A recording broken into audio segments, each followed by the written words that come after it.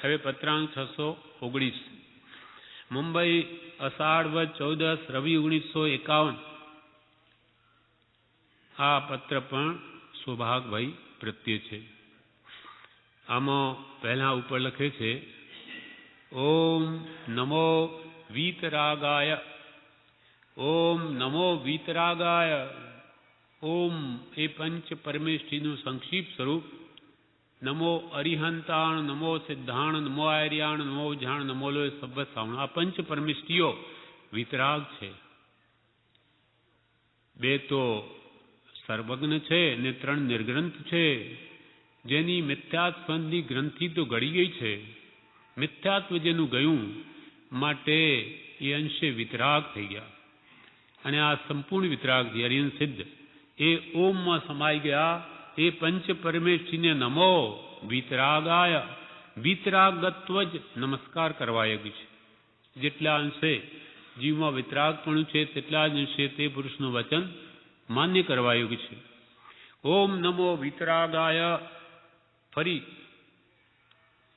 મોટા અક્ષરોમાં કાળા અક્ષરોમાં લખે છે, બોલ્ડ અક્ષરોમાં, સર્વ પ્રતિબંધથી મુક્ત થયા વિના સર્વ દુઃખથી મુક્ત થવું સંભવતું નથી. આ જાણે સિદ્ધાંત ન હોય તેમ કૃપાલય કહે છે સર્વ પ્રતિબંધથી મુક્ત થયા વિના. સર્વ પ્રતિબંધ પછી તે લોકોની સાથેનો વ્યવહાર હોય કે વેપાર હોય કે ભોગ ઉપભોગની પ્રવૃત્તિ હોય, એ બધી પ્રવૃત્તિથી મુક્ત થયા વિના. કેમ કે આત્મકલ્યાણમાં આ બધા જ બાધક છે. લોકોનો પ્રસંગ વિશેષ રહેતો હોય તો પણ સમય મળે નહીં, વેપારનો પ્રસંગ બહુ રહેતો હોય તો પણ અવકાશ મળે નહીં, અને ભોગોપભોગમાં વૃત્તિ હોય તો પણ એ આત્મહિત આરાધવા માટે જીવ યોગ્ય નથી.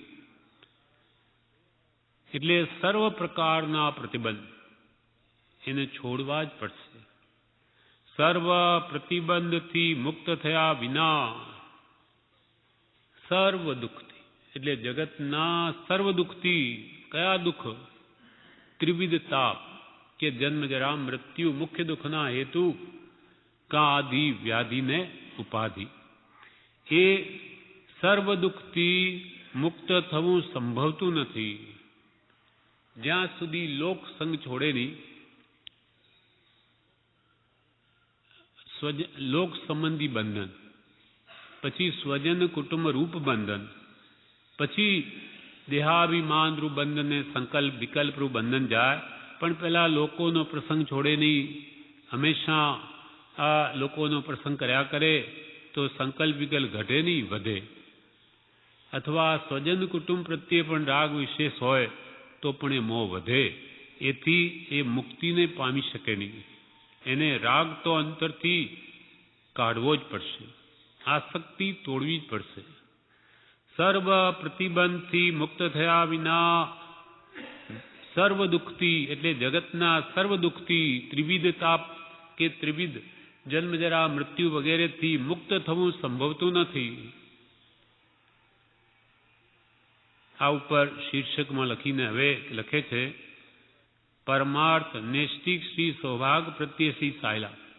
એટલે કૃપાલદેવના અંતરાત્મામાં શું રમી રહ્યું છે એ આ પત્રની શરૂઆતમાં પહેલા જ મૂકી દીધું.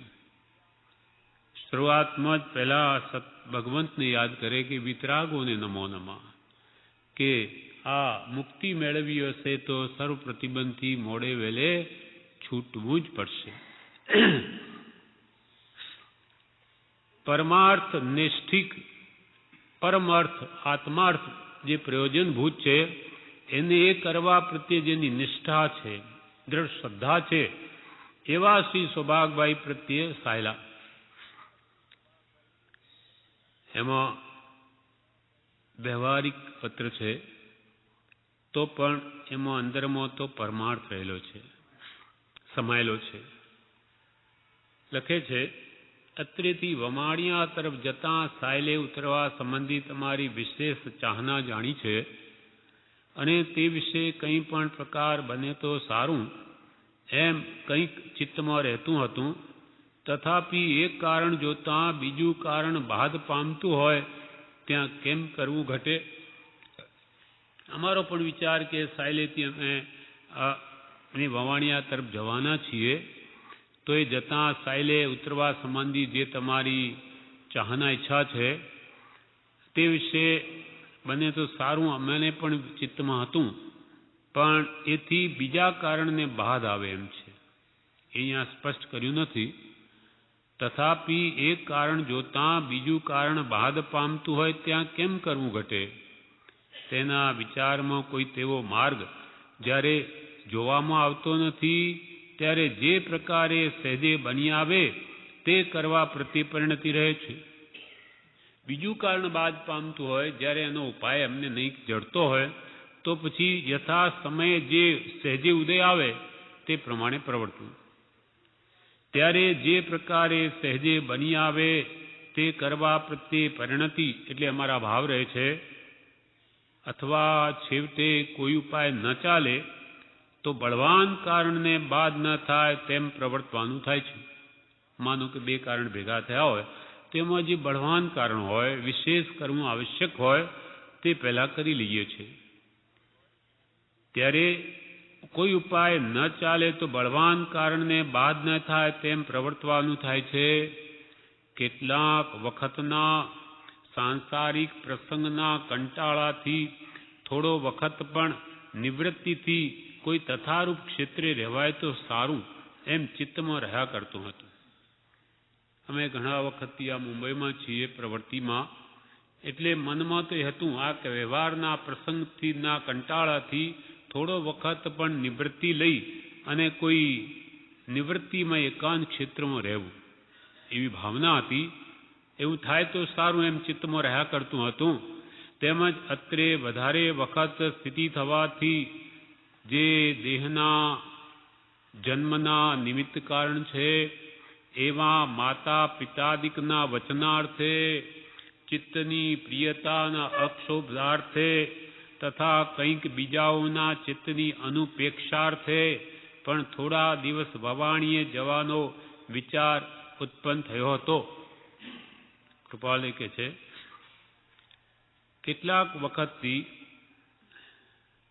અહીંયા અમે વધારે સ્થિતિ મુંબઈમાં થઈ ગઈ છે, તેથી જે દેહના નિમિત્ત કારણ છે, આ દેહના નિમિત્ત કારણ જન્મ આપનાર એવા માતા પિતાદિક એમના વચનાર્થે, એમનું વચન છે કે તમે અહીંયા આવો, અમને બોલાવે છે, એટલે માતા પિતાના વચનને માટે એમની આજ્ઞા થઈ તેથી, અને ચિત્તની પ્રિયતાના અક્ષોભાર્થે એમનું ચિત્ત પ્રસન્ન રહે. માતા પિતા છે, અમને ક્ષોભ નહીં થાય એના માટે પણ જવાનું વિચાર્યું છે.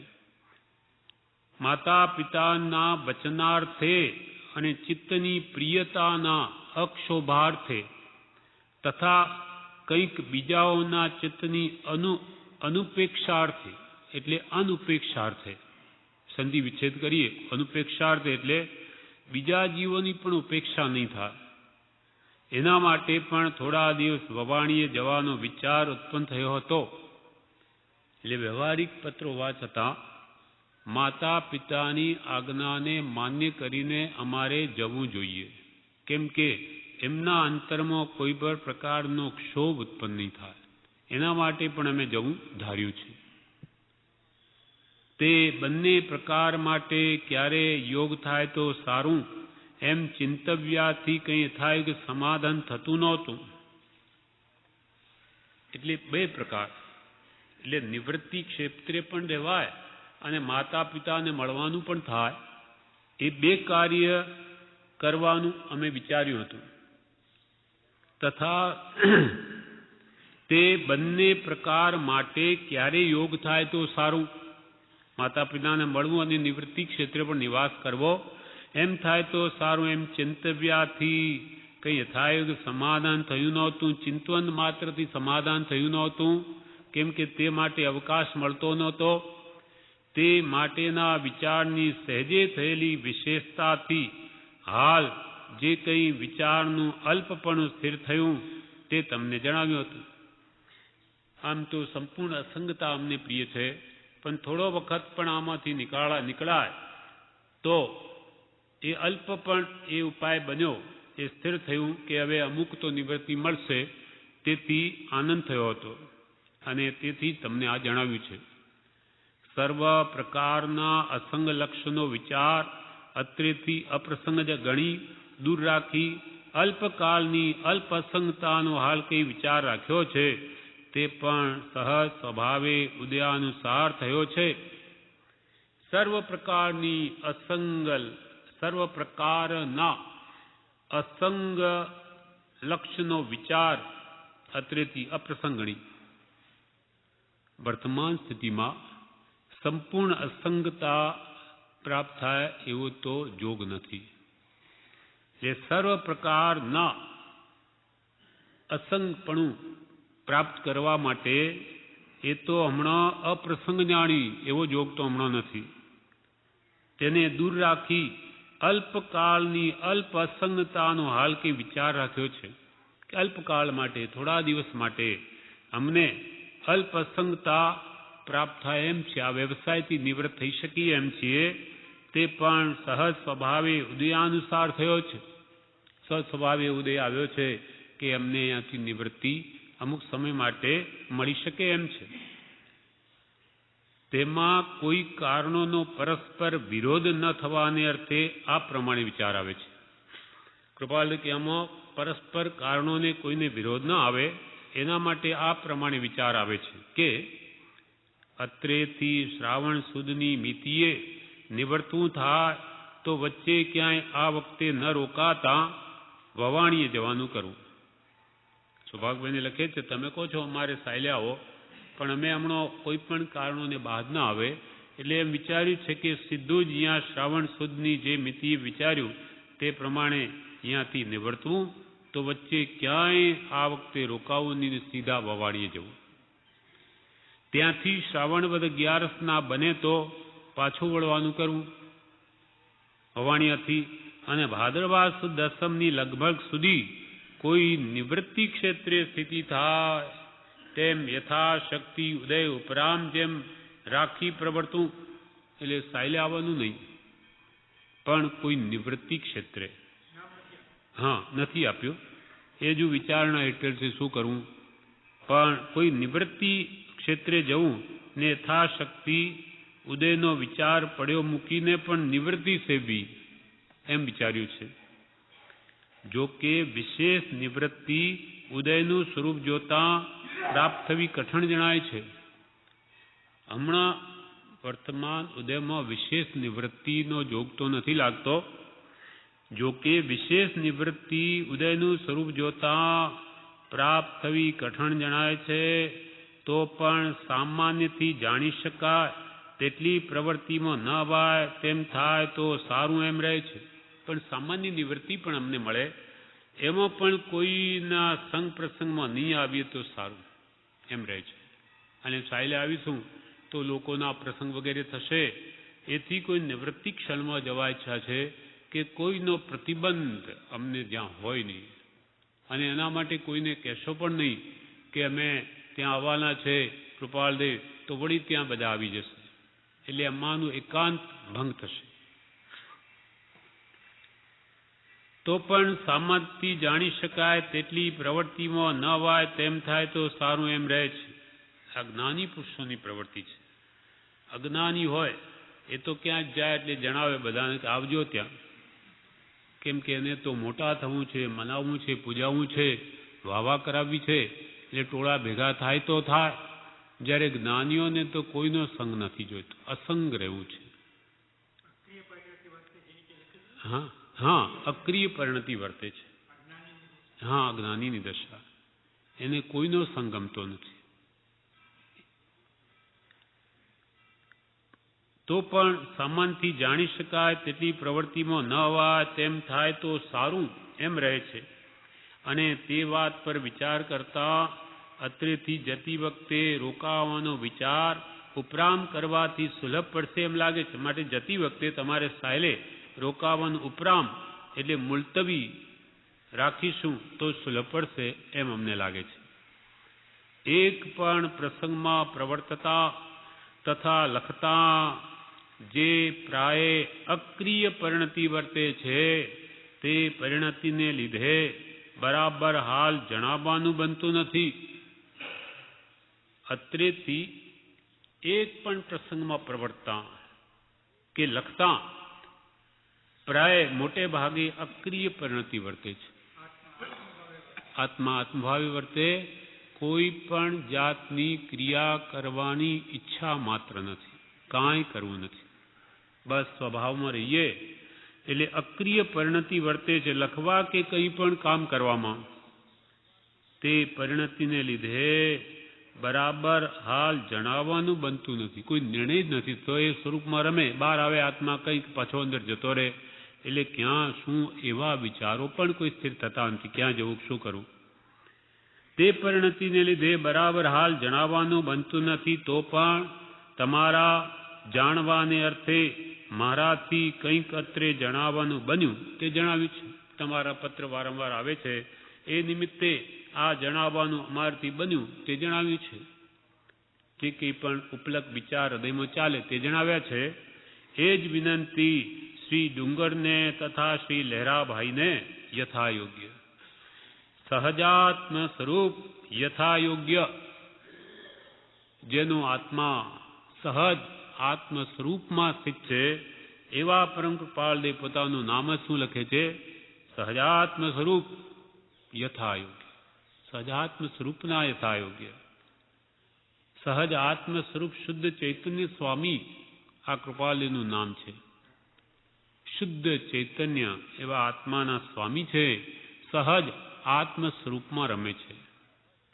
એટલે કે છે એમને આ બીજી કોઈ પ્રવૃત્તિ ગમતી નથી, છતાં ઋષભદેવાદિ કે મહાવીર ભગવાન આદિને પણ કરવી પડી છે. કેમ કે ભોગાવલી કર્મ કોઈને પણ ભોગવ્યા વગર છોડતા જ નથી.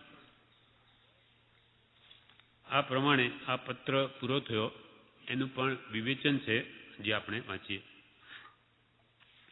પત્રાંક 619નું વિવેચન.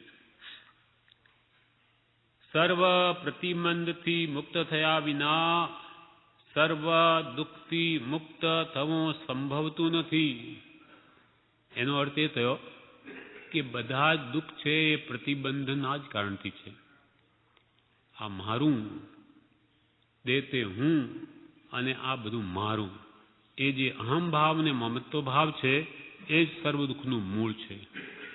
જો દેહ તે હું નહીં, તો દેહના આશ્રિતો કુટુંબીઓ મારા નહીં, તો પછી દુઃખ શાનું, કોના માટે? આખું વિશ્વ કુટુંબરૂપ હોય તેને દુઃખ શું છે? મહાપુરુષોને એવું હોય છે, જ્ઞાની પુરુષને, એને મન આખું વિશ્વ કુટુંબરૂપ છે અને આમ પોતાનું કોઈ જ નથી.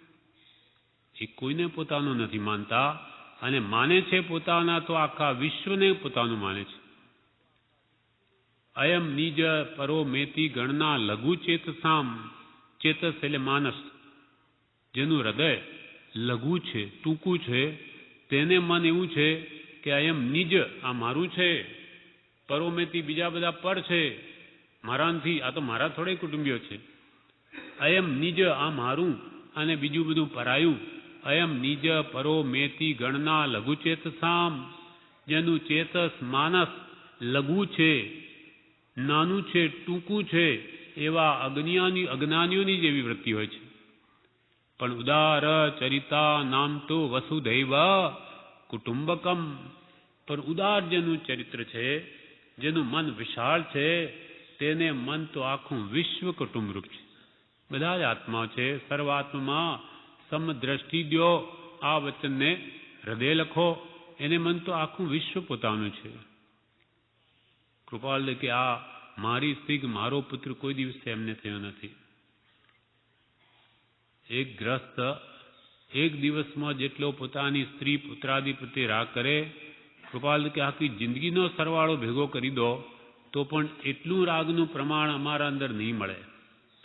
આપણને ભલે દેખાય, પણ એમને અંદરની જે ચોંટ હોવી જોઈએ, લગાવ, જે તાદાત્મ્ય વૃત્તિ છે જ નહીં. નાની અને આપણામાં અંતર શું? વાસના ક્ષયનો છે. એમને વાસના નથી, ઈચ્છા નથી, આસક્તિ નથી, માટે ઘરમાં રહ્યા છતાં પણ છૂટે છે. અને આપણે ઘરમાં નહીં હોય, ત્યાગી થઈને ગયા હોઈએ તો પણ આસક્તિ બની રહે છે કે સંસારમાં સુખ છે, એવી ઊંડે ઊંડે પણ કામના બની રહે છે. માટે ત્યાગ બહારથી લીધો હોય તો એ નથી ભોગવતા છતાં ભોગવે છે. તેથી જ બંધ છે. કેમ કે શુભાશુભ પરિણામની ધારા ઉપર બંધ મોક્ષની વ્યવસ્થા છે. શારીરિક ચેષ્ટા પ્રમાણે તે નથી. બાય ભલે વેશ પહેરી લે, વેશ ધર્યા જો સિદ્ધિ થાય તો ભાંડ ભવૈયા મોક્ષે જાય. ગુણા પૂજા સ્થાનમ ગુણીશું ન ચ લિંગ ન ચ વય. પૂજાનું સ્થાન તો ગુણ છે, લિંગ કે વય નથી, વેશ નથી કે ઉમ્ર નથી. બાળક 8 વર્ષના વજ્રસ્વામી તે આચાર્ય પદવી પામ્યા 8 વર્ષના, જ્યારે કેટલાય વૃદ્ધો એમને વૃદ્ધો નમે. કેમ કે ગુણા પૂજા સ્થાનમ ગુણીશું ન ચ લિંગ ન ચ વય. એમ જ્યાં જ્યાં ગુણ છે ત્યાં કૃપાળદેવ જેવા નમે છે. એ તો આત્માના ગુણ જોઈએ છે. આ મારો શિષ્ય છે અથવા ભક્તિનો કરતા છે માટે મારો છે એમ કદી જોયું નથી.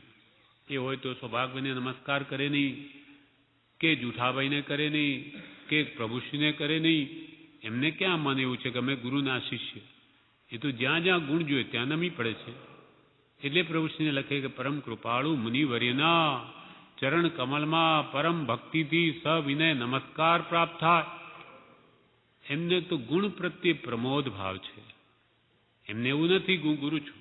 એ તો આખા જગતના શિષ્ય થવા જેને દ્રષ્ટિ વેદી નથી તે ગુરુ થવાને લાયક નથી, યોગ્ય નથી.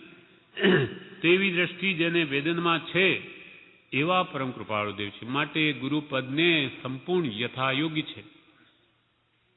એટલે અહીંયા કે છે આ સંસારનું બીજું રૂપ જ પ્રતિબંધ છે. એટલે કે જેટલા પ્રતિબંધ છે સંસાર છે.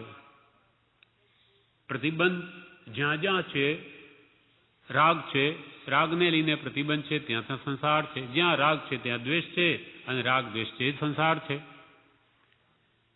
કંઈ લખતા પહેલા જે વિતરાગ ભગવાનની દશા છે તે પ્રાપ્ત કરવા એ જ ભાવના વ્યક્ત કરતા કૃપાલની વિતરાગતા જોઈએ છે, સંપૂર્ણ સર્વજ્ઞ દશા. એટલે ઉપર આ લખ્યું બ્રહ્મચારી કહે છે કે જેને વિતરાગ ભગવાનની દશા પ્રાપ્ત કરવાના જ ભાવ છે. માટે ઉપર લખ્યું કે સર્વ પ્રતિબંધથી મુક્ત થયા વિના સર્વ દુઃખથી મુક્ત થવું સંભવતું નથી. આ સંસારનું બીજું રૂપ જ પ્રતિબંધ છે. જ્યાં સુધી પ્રતિબંધ છે ત્યાં સુધી દુઃખ છે. સર્વ પ્રકારના પ્રતિબંધથી રહિત અસંગ થાય તો જીવનો મોક્ષ થાય. રાગ દ્વેષ એ પ્રતિબંધ છે. બધા પ્રતિબંધી છૂટ્યા વિના જીવનો મોક્ષ નહીં થાય. જ્યાં સુધી રાગ દ્વેષનો અંશ હોય ત્યાં સુધી જીવનું કલ્યાણ નહીં થાય. રાગ કે દ્વેષનો એક અનંતાંશ પણ હોય ત્યાં સુધી પણ જીવને કેવળના નહીં થાય. કેવળના નહીં થાય તો મોક્ષ તો અસંભવ છે. આટલું જ જો હૃદયમાં લખી રખાય તો ઘણું કામ થઈ જાય કે સર્વ પ્રતિબંધને છોડ્યા વગર જીવનો મોક્ષ નહીં થાય. આટલું જો હૃદયમાં લખી રાખે તો ઘણું કામ થઈ જાય. એટલે કે મારે પણ સર્વ પ્રતિબંધથી રહિત થવું જ પડશે જો મોક્ષ જોઈતો હશે તો. ઉપરથી અપ્રતિબંધ દેખાય અને અંદરમાં સ્નેહ પાસ રાગદ્વેષ વગેરે હોય તો તે સાચું નથી. ઉપરથી તો કે ભાઈ અમે ત્યાગી થઈ ગયા, બધા પ્રતિબંધ મૂકી દીધા, અને અંદરથી જીવો પ્રત્યે સ્નેહ હોય, શિષ્યો પ્રત્યે પણ. કૃપાલદેવ કહે છે આધુનિક ગ્રસ્તોને પોતાના પુત્ર પ્રત્યે જેટલો રાગ નહીં હોય તેટલો રાગ આધુનિક કહેવાતા સાધુઓને પોતાના શિષ્યો પ્રત્યે છે. હવે ભલે ને બાહ્યથી પ્રતિબંધ દેખાય પણ અંદરના સ્નેહ પાસ સ્નેહરૂપી જાળમાં સપડાયેલા છે, રાગ દ્વેષથી યુક્ત છે. માટે તેનો મોક્ષ નહીં થાય. હા, મિથ્યાત્વને પોષણ છે. વ્યવહાર વિનય બરોબર છે, પૂજ્ય બુદ્ધિ નહીં. પૂજ્ય બુદ્ધિ તો કોના પ્રત્યે હોય? જે જ્ઞાની હોય તેના પ્રત્યે. જેના અંદર જ્ઞાન નથી એ આપણને શું આપી શકે? અને એના માટે બહુ ભારે છે કે અસદગુરુએ વિનયનો લાભ લેજો, કાંઈ મહામોહનીય કર્મથી બુડે ભવજળમાં. એના ભાવ વધે છે, એને ભાન નથી. અને જેના પાસેથી આપણને જ્ઞાન ન મળે, એની પાસે છે નહીં તો એ ક્યાંથી આપે? એનો દોષ નથી, એને એવા કર્મના ઉદય છે. નિંદાને પાત્ર નથી, એ દયાને પાત્ર છે. આપણે પણ અનંતવાર ચારિત્ર લઈને ફોક કેમ ગયા? આપણે પણ આવા જ કામ કર્યા છે. પૂર્વભાવમાં આપણે દીક્ષા લઈને લોકોને પૂજાવા, મનાવવા, માન પોષવા માટે જ કર્યું, માટે આપણે રજડ્યા. અનંતકાળના ચારિત્ર એના માટે જ ભોગટ ગયા. તેમ આજની સ્થિતિમાં કોઈ બીજાનો એવો ઉદય હોઈ શકે. તેથી એ દયાને પાત્ર છે, નિંદાને પાત્ર નથી. આ બધું કર્મનું નાટક છે. આ થતું જ આવ્યું છે. આપણે શું કરવું? આપણે વિચારવું. આ બધું જાણવું શા માટે છે? કે કોઈક વાર સદગુરુનો આશ્રય નહીં લઈ લેવા, એના માટે છે. બચવા માટે, નિંદા માટે નહીં, જાગૃતિ માટે. આપણે ઝેરનું સ્વરૂપ શા માટે જાણવું પડે? કે ભૂલમાં ઝેર ખવાઈ ન જવાય, એટલા પૂરતું છે. ઉપરથી અપ્રતિબંધ દેખાય અને અંદરમાં સ્નેહ, પાસ, રાગ, દ્વેષ વગેરે હોય તો તે સાચો ત્યાગ નથી. જેણે પરમાત્મા દ્રઢ શ્રદ્ધા કરી છે એવા સૌભાગભાઈને કૃપાળુદેવ પોતાનું અંતઃકરણ જણાવે છે. કૃપાળુદેવ પરિશ્રમ કરવા વવાણીએ જવાના હતા. તે પહેલાં આ પત્ર લખ્યો હતો. સૌભાગભાઈનો આગ્રહ હતો કે મુંબઈથી વવાણીએ જતા સાયલા ઉતરજો અને પાછા આવતા પણ ઉતરજો. કૃપાળદેવ લખે છે કે અમારે તો અસંગ થવું છે, પણ ત્યાં સાયલામાં આવીએ તો ત્યાં લોકોનો પ્રતિબંધ થાય. થવું છે અસંગ, અને બીજો ઉપાય લાગતો તો શું કરવું? તો કે જે પ્રારબ્ધ ઉદય સહજ સ્વભાવે જે થાય તેમ પ્રવર્તવું.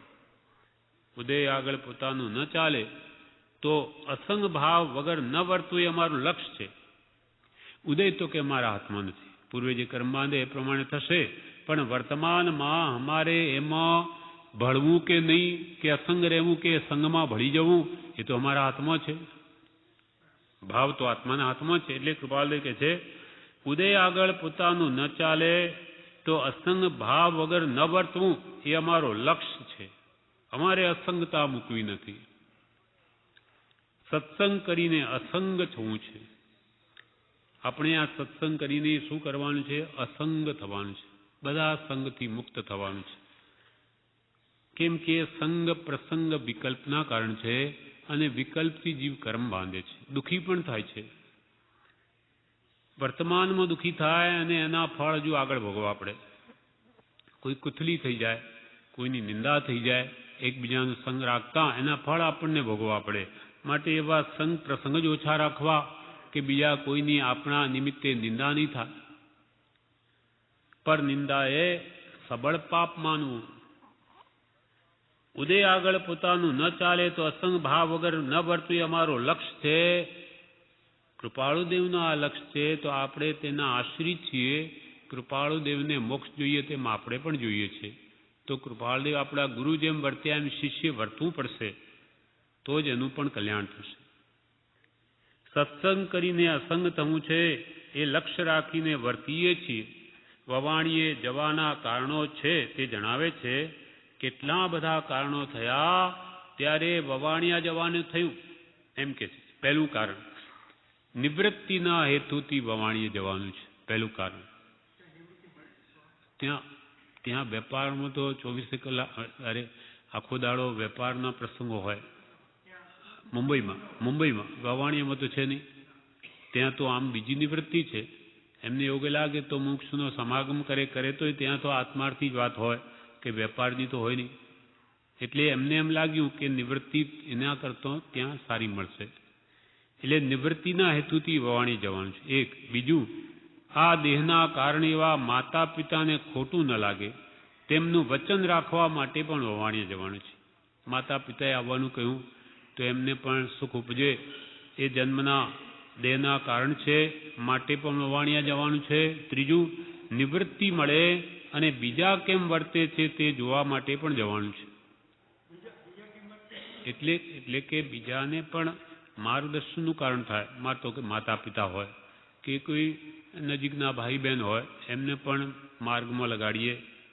જેમ કૃપાલ એક ઠેકાણે કહ્યું ને કે આખા જગતને સ્વર્ગ બનાવો તો કુટુંબને મોક્ષ બનાવો, એવા કોઈ ભાવમાં કહ્યું છે. હા, એટલે જે કંઈ પણ એનો ઉપકાર છે એનો પણ બદલો આપો, એમને પણ મોક્ષ માર્ગે વાળો.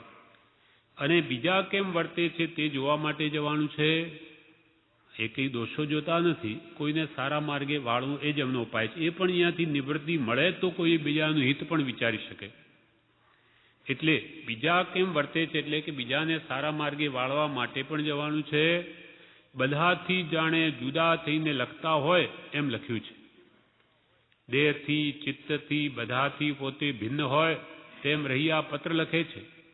જવું છે પણ ક્યારે જવું એ ચોક્કસ થતું નહોતું, તેથી તમને પત્ર ન લખ્યો એમ કૃપાલે લખે છે. ચિત્ત પરમાર્થમાં લીન થયા પછી વ્યવહારના વિચારો બહુ આવતા નથી. પરમાર્થમાં ચિત્ત લીન થાય પછી વ્યવહારના વિચારો પણ આવતા નથી. પહેલા 100 વાતો એક સાથે યાદ રાખતા, હવે વ્યવહારમાં વૃત્તિ રહેતી નથી. અમુક વખત નિવૃત્તિ લેવી એવી ભાવના છે તે લખી છે.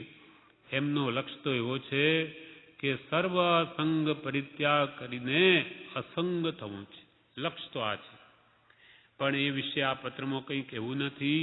થોડા વખત માટે અસંગતાનો વિચાર થયો છે તે તમને જણાવ્યો છે એમ સૌભાગભાઈ લખે છે. સંપૂર્ણ અસંગતાનો તો હમણાં જોગ નથી, પણ થોડી ઘણી પણ અસંગતા મળે એવો છે, એટલે કે અમે આ જવાના છીએ. અસંગપણું મારે સાચવી રાખવું છે. યેન કેન પ્રકારેણ અસંગતામાં બાદ આવવા દેતું ભાવથી. અસંગપણું મારે સાચવી રાખવું છે. એને બાદ આવે એવું કરવું નથી. એને બાદ આવે એવું કરવું નથી. પર્યુષણ કોઈ નિવૃત્તિ ક્ષેત્રમાં બહાર કરવા એમ એમની ભાવના છે. મુંબઈમાં નહીં, પણ પર્યુષણ પર્વ કોઈ બીજે નિવૃત્તિ ક્ષેત્રમાં કરવાની એમની ભાવના છે. તેમાં ઉદયનો વિચાર પડ્યો રાખી શાંત ભાવે પ્રવર્તવું છે. એટલો ગાળો મળે એમ છે, એટલો સમય પર્યુષણનો મળે એવો છે, તો શાંત ભાવે એકાંતમાં રહેવું છે.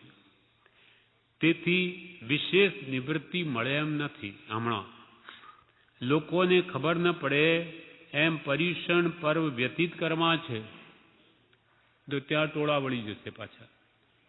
તો એમને લાગે છે કે જોઈએ એવી વિશેષ નિવૃત્તિ નહીં મળી શકે.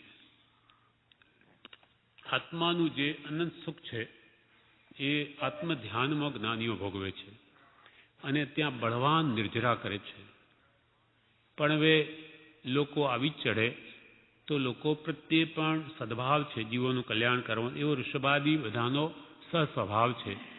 એટલે એ પણ પ્રવૃત્તિ કરવી પડે આવી ચઢે તો. બાકી તો કોઈ ન આવે તો એ તો વિશેષ રાજી છે. સ્વરૂપમાં રમણતા આત્મ ધ્યાન કરીને બળવાન કર્મની નિર્જરા કરીએ એ જ જ્ઞાનીઓનો મુખ્ય ઉદ્દેશ છે. ચિત્ત પરમાર્થમાં લીન પછી વ્યવહારના વિચારો બહુ નથી આવતા. પર્યુષણ કોઈ નિવૃત્તિ ક્ષેત્રે બહાર કરવા એવી ભાવના છે. લોકોને ખબર ન પડે એમ પર્યુષણ પર્વ વ્યતીત કરવા છે. લોકો પૂછાપૂછી કરે કે ક્યાં જાઓ છો, શું કરશો, એમ થતાં લક્ષ્ય ચૂકી જવા પ્રતિબંધ થાય. આ તો કૃપાલજીની વાત છે. ચિદાનંદજી પણ નાની પુરુષ હતા, આનંદજી પણ નાની પુરુષ હતા. ચિદાનંદજીની વાત, એ જંગલોમાં જ રહેતા, આત્મ ધ્યાનમાં લીન રહે, અનંત સુખ પામે, અનંત સુખ ભોગવે છે. સ્વરૂપાનંદ સ્વરૂપા ચરણરૂપ ચારિત્ર જેને પ્રાપ્ત છે, એટલે કોઈનો સંગ ઈચ્છતા નથી, ગુફામાં રહે છે. ત્યાં કોઈ આપણા જેવા શ્રાવકોએ ખૂબ શોધખોળ કરવાથી એકવાર ભેટો થઈ ગયો. પૂછતા પૂછતા મળી આવ્યા. એટલે જાણે કે હવે આજે તો આપણું કલ્યાણ થઈ ગયું. એટલે જઈને બેઠા ને કે મહારાજ આપની તો બહુ શોધ કરી, બહુ શોધ કરી. હવે આજે આપ મળી આવ્યા છો, એટલે આજે હવે ખૂબ આપ ઉપદેશ આપો અને એમને ધન્ય કરી દો. જાણે આજે તો હવે આપણને આ ભગવાન મળ્યા એટલે ભગવાનને એમને રાગ હતો, પણ એમને તો આખું વિશ્વ સમ છે. એટલે ઉપદેશની ભાવના એટલી બધી દર્શાવી તો એમને તો કહી દીધું કે જાઓ રાગ દ્વેષ કરો માં, જાઓ જાઓ ઉઠો, રવાના થાઓ, જાઓ રાગ દ્વેષ કરો માં. તો કે સાહેબ કંઈ વિશેષ કહો. તો કે બીજી દુકાનો ઘણી છે, અમારું આટલું જ કહેવું છે કે જાઓ રાગ દ્વેષ કરો માં. તમારે મોક્ષ જોઈતો હોય તો કૃપાલદેવે કહ્યું એમ રાગ દ્વેષ અજ્ઞાન એ મુખ્ય કર્મની ગ્રંથ, થાય નિવૃત્તિ જે હતી તે જ મોક્ષનો પંથ, મોક્ષનો માર્ગ જ આ છે કે રાગ દ્વેષ ને અજ્ઞાનને કાઢો, જાઓ. જે કૃપાલદેવે કહ્યું અનંતા જ્ઞાનીઓને એ જ કહેવું છે. તો કે ના આટલાથી શું થાય, એમને તો બહુ કહો. તો કે આ બીજી લાંબુ પહોળું કરનારથી ઘણી દુકાનો છે, તમને ખૂબ વિવેચન લાંબુ કરીને એમના કહેવાનો આશય કે સમજાવશે, જાઓ, અમારી પાસે સમય નથી. તમારે અમારી આજ્ઞા આરાધ્ય તો રાગ દ્વેષ ઘટાડો, જાઓ. એમ મહાપુરુષોને કોઈનો સંગ ગમતો નથી અને લોકોને ખાલી સાંભળી અને રાજી થઈને કાંઈ કરવું નથી એવો કૃપાળની સમય નથી કે ધાકડે ધાકડ અમારા માન્ય કરવા તૈયાર હોય તો કઈ બે શબ્દ કહીએ. અમે નવરા નથી બેઠા કે અમે બહુ બોલ બોલ કરીએ અને તમે પછી અમારી વાહવા કરો કે ભા આજે તો હદ કરી નાખી, એવું અમારે કંઈ પડી નથી. આપણા જેવા સાંસારિક વિષય કશાયમાં પડેલા કીડાઓનું મોટાઈ એમને નથી જોઈતી. એ વિતરાગ પરમાત્માઓ છે, એને આપણું માન નથી જોઈતું. એવી રીતે આનંદગંજીનો પણ કેસ છે. એમને આવી રીતે ત્યાં વ્યાખ્યાન શરૂ થયું. પહેલાં તો આપણા વચ્ચે રહેતા હતા, પણ સભામાં વ્યાખ્યાન શરૂ કર્યું તો નગર શેઠ આવેલા નહીં. તો બીજાએ કીધું કે સાહેબ નગર શેઠ પધાર્યા નથી. તો કે સમય હો ચુકા. ફરી એમણે ચાલુ કર્યું તો કે ફરી બીજા બોલ્યા, બધા શેઠોના ચમચા હોય એટલે કે સાહેબ શેઠ સાહેબ આવ્યા નથી. તો કે સમય હો ચુકા હે. એટલે ફરી બોલો, ફરી કે ત્રીજા કહ્યું, આવી જાણી લીધું કે આ બધા જ ને સત નથી જોઈતું, માત્ર શેઠઈ કે એના ગુલામ થઈને રહેવું છે. એટલે જ્યારે શેઠ ભાષણ તો કર્યું, વ્યાખ્યાન કર્યું, પછી પૂરું થયું ત્યારે શેઠ તો આવીને પછી બેઠા, બહુ અકળાયા કે આજે અમારું અપમાન કરી દીધું, અમારા આવ્યા વગર વ્યાખ્યાન શરૂ કરી દીધું. એટલે પછી કહે છે મહારાજને કે મહારાજ આજે આપે અમારી રાહ નહીં જોઈ. તો કે સમય હો ચુકા થા. મહારાજ અમારે यहाँ તો એવો રિવાજ છે કે અમે આવ્યા પછી જ વ્યાખ્યાન શરૂ થાય. તો કે સમય પે ही શરૂ હોગા. તો કે તમે જાણો છો તમે શાના આધારે આ બધું જીવો છો? આનંદગંજીને થયું શું કહે છે કે અમે આ કપડાં આપીએ છીએ ત્યારે પહેરો છો અને અમે ભોજન આપીએ છીએ તો ખાઓ છો, નહીં તો ખાઓ શું? હવે આવા નિષ્પ્રિય મહાત્મા આપણા આધારે ટક્યા છે?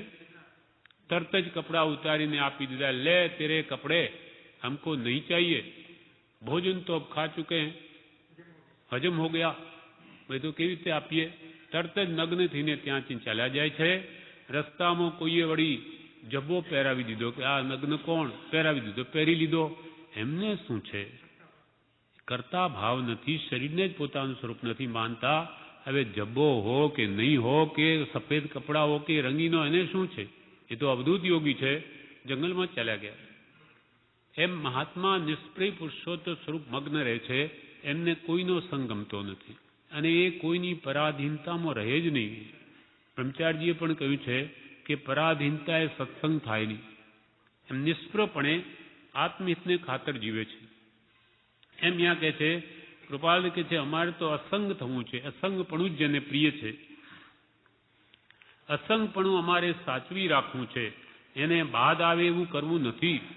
પર્યુષણ કોઈ નિવૃત્તિ ક્ષેત્રે થાય એમ કરવું છે અને વિશેષ નિવૃત્તિ મળે એમ જોઈએ છે. લોકોને ખબર ન પડે એમ પર્યુષણ પર્વ વ્યતીત કરવા છે. લોકો પૂછાપૂછી કરે કે ક્યાં જાઓ છો, શું કરશો? એમ થતાં લક્ષ ચૂકી જવાય, પ્રતિબંધ થાય. તે ન થવા અહીંથી સીધા જ જવું વવાણિયા. આત્મા કંઈ કરતો નથી એમ ભાવના રહે છે. માત્ર ઉદયાધીન પ્રવૃત્તિ, કર્મના ઉદય જે થયા કરે તે થાય છે, કંઈ આઘું પાછું કરતા નથી. એક પત્ર લખતા પણ કેટલો અસંગ ભાવ ભર્યો છે. આપણને લાગે કે આ તો વ્યવહારિક પત્ર છે, પણ એમાં એમની કેટલી અસંગતાની ભાવના તરી આવે છે. એક પત્ર લખતા પણ કેટલો અસંગ ભાવ ભર્યો છે. વચનામૃત પત્રાંક 620. પત્રાંક 620 મુંબઈ અષાઢવદ અમાવસ 1951. પત્ર પ્રભુશ્રીજી ઉપર છે.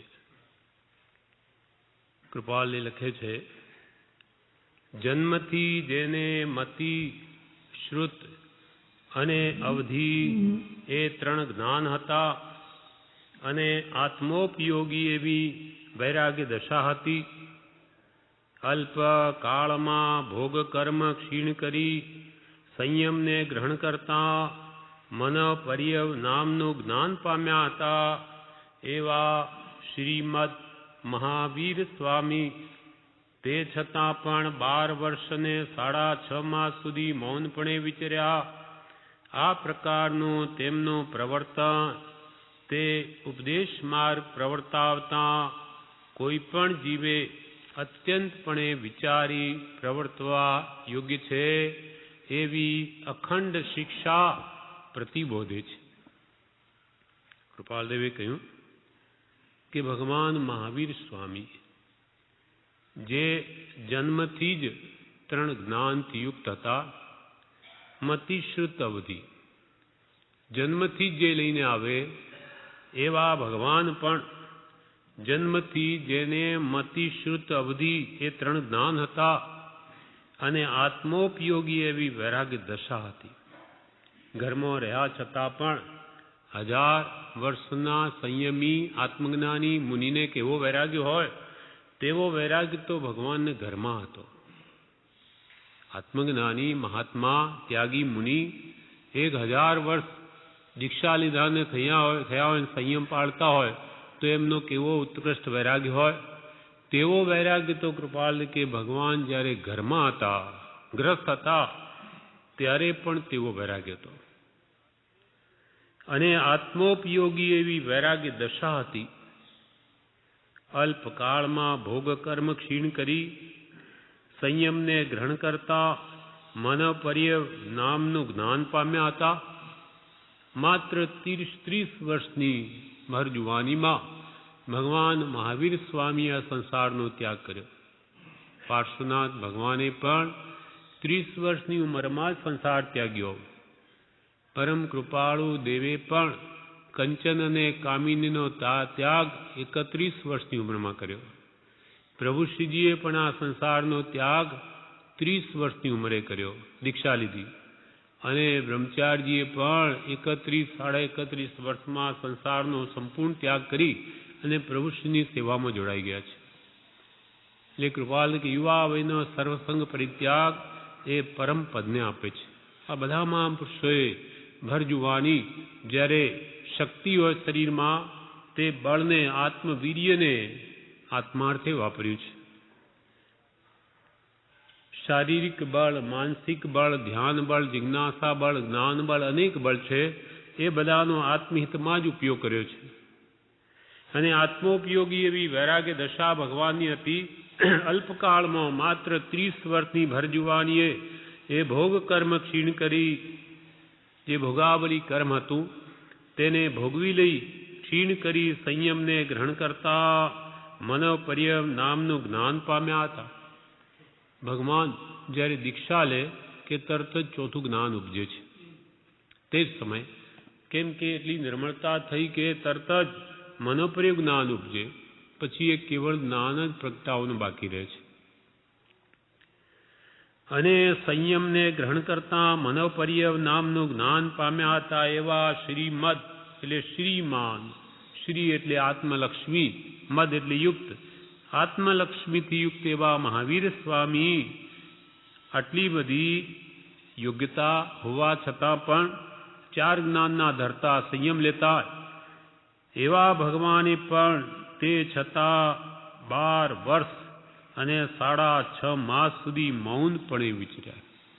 છતાં પણ કેવળ જ્ઞાન પ્રગટે નહીં ત્યાં સુધી ભગવાન જંપ્યા નહીં, નિદ્રા પણ લીધી નહીં, ખાધું પણ નહીં, કોઈને ઉપદેશ પણ આપ્યો નહીં, ત્યારે ભગવાને કર્યું શું? 12.5 વર્ષ રાત દિવસ શું કર્યું? તો કે આ મોહનીય કર્મને મારવાનો પુરુષાર્થ કર્યો.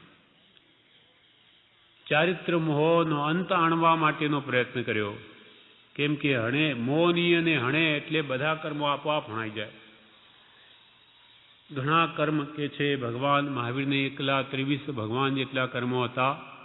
સમય બહુ જ અલ્પ, એટલે ખૂબ પુરુષાર્થ કર્યો છે. રાત દાડો સૂતા તો છે જ નહીં કોઈ દિવસ.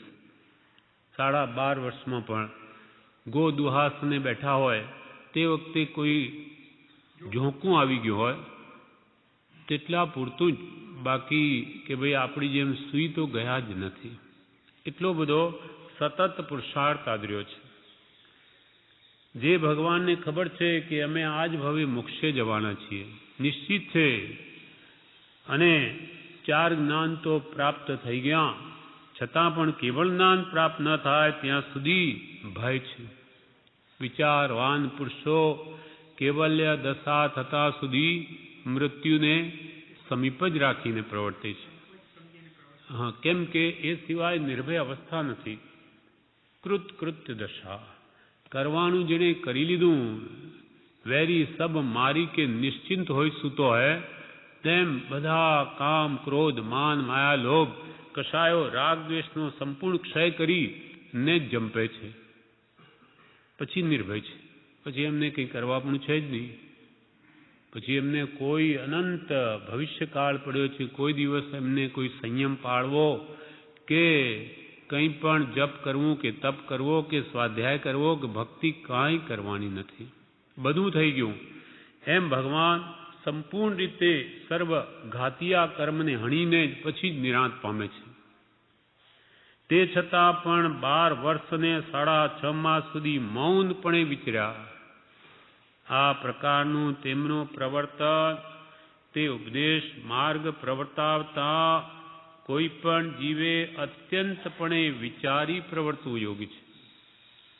ભગવાન જેને એટલી બધી યોગ્યતા હતી, બધું જ હતું, છતાં પણ ઉપદેશ માર્ગ પ્રવર્તાવ્યો નહીં, સંપૂર્ણ દશા સર્વજ્ઞ દશા પ્રાપ્ત ન થઈ ત્યાં સુધી રાજમાર્ગ એની પ્રવર્તના નહીં કરી.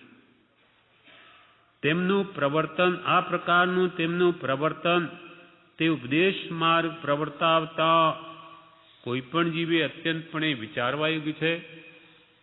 ભગવાને જે ઉપદેશ માર્ગ પ્રવર્તાવવામાં એટલી બધી યોગ્યતા પ્રાપ્ત થઈ જ પગલું ભર્યું છે, તેવા માર્ગમાં, વિતરાગ માર્ગમાં અજ્ઞાની જીવો કંઈ પણ વિચાર્યા વગર જ ઉપદેશ આપે છે. આ પ્રકારનું તેમનું પ્રવર્તન ભગવાન મહાવીરનું તે ઉપદેશ માર્ગ પ્રવર્તાવતા એવા કોઈ પણ જીવે અત્યંતપણે વિચારવા યોગ્ય છે કે હું જગતને ઉપદેશ આપું, પણ હું એ ઉપદેશ આપવા લાયક થયો છું? મારામાં ગુણો પ્રગટ્યા છે કે હું પોતે અજ્ઞાની છું, તો હું બીજાને ક્યાંથી માર્ગ બતાવું? હું પોતે આંધળો છું, મને જ માર્ગનું ભાન નથી, તો બીજાને કેવી રીતે દોરી શકું? એ કૃપાલદેવ પ્રભુશ્રીને લખે છે કે એ મહાત્માએ બહુ વિચારવા આવ્યું છે. સંપૂર્ણ દશા પ્રાપ્ત ન થાય ત્યાં સુધી ઉપદેશ માર્ગ પ્રવર્તાવી શકે નહીં. 6 ને 13મું ગુણસ્થાન એના માટે કહ્યું છે. આ પ્રકારનું ભગવાન મહાવીરનું પ્રવર્તન તે ઉપદેશ માર્ગ પ્રવર્તાવતા એવા કોઈ પણ જીવે અત્યંતપણે વિચારી પ્રવર્તવા યોગ્ય છે. એવી અખંડ શિક્ષા પ્રતિબોધે છે. અખંડ શિક્ષા ભગવાન બોધે છે કે ખૂબ વિચાર કરજો. જેમ પ્રભુશ્રી કહેતા, પ્રભુ ગુરુ થવું બહુ ભારે છે, જોખમ છે. ગુરુનો અર્થ જ ભારે થાય, લઘુ અને ગુરુ. એ ગુરુ થવું બહુ ભારે છે. જો યથાર્થ યોગ્યતા ન હોય તો 70 કોડાકોડીનો મૌની કર્મનો બંધ કરી દે. અસદગુરુ એ વિનયનો લાભ લહે, જો કાંઈ મહામોહનીય કર્મથી બુડે ભવજળમાં. સંસારમાં કોઈ મોટો થવા જાય એટલું બંધ નથી કે જેટલો પરમાર્થમાં મોટાઈ છે અને મહાત્મા બનીને બેસે એ મહાભયંકર છે. કેમ? તો કે એનું જે વર્તન છે તેના પરથી આપણા જેવા વિચારે કે એ અરિયન તો એવા જ હશે, એમને માર્ગ પ્રવર્ત્યો તેવી રીતે જ ચારિત્ર દશા યોજી હશે કે જે આ પરિગ્રહ રાખી શકે અથવા સારી વાતો પણ કરી શકે. માત્ર વેશ બદલાવો જોઈએ તો એ કલંક કોને લાગે? ભગવાન તીર્થંકરોને. એમણે એવો માર્ગ નથી ઉપદેશ્યો. પણ આપણું વર્તન લોકોમાં એમ ફેલાવે કે ભગવાન એમના ગુરુ એવા જ હશે, એટલે દોષ આપણા, કલંક આપણા ગુરુને લાગે. માટે ભયંકર આ સાધના છે. જે માર્ગ વડે જીવો મુક્તિને પામે તે માર્ગને આવી રીતે પોતાના વર્તનથી બગાડવો એ મહા અનર્થ છે. એટલે કે છે 70 કોડાકોડી સાગરો પણ બંધ કરી અને ભવસાગરમાં બુડે પછી અનંતકાળ સુધી ઠેકાણું ન પડે. નાની મળે તો એને શ્રદ્ધા નહીં થાય. એવી 5-25 વર્ષની ગુરુ થઈને મોટાઈ મેળવવી શું કામની? પછી શું દશા થશે? અહીંયા તો મરી જવાના 5-25 વર્ષ. અહીંયા ભલે ભગવાન કરીને પૂજે ને, પણ એથી શું? મરી ગયા પછી આપણી દુર્ગતિ થશે અને ત્યાં આનંદ સંસાર રજડવું પડશે તો શું કામનું? ત્યાં ગમે એટલા પાપ કરી 18 પાપસ્થાન સેવીને લક્ષ્મી ભેગી કરે પિતા, પછી પુત્રને આપીને પોતે દુર્ગતિમાં ચાલ્યો જાય. પછી પિતાએ આ બધું જો આ ફેક્ટરી કરી આપી, આ ધંધો કરોડો રૂપિયા આપી ગયા, એટલે એમનો મોટો ફોટો લગાડે, માળા ચઢાવેલી રાખે, માનો રોજે દીવો પણ કરી દે. પણ પોતે ભાઈ તો ત્યાં માર ખાતા હોય જમના, કાં બળદ કે હાથી ઘોડા થઈને ચાબકા પડતા હોય, તો શું કામનું?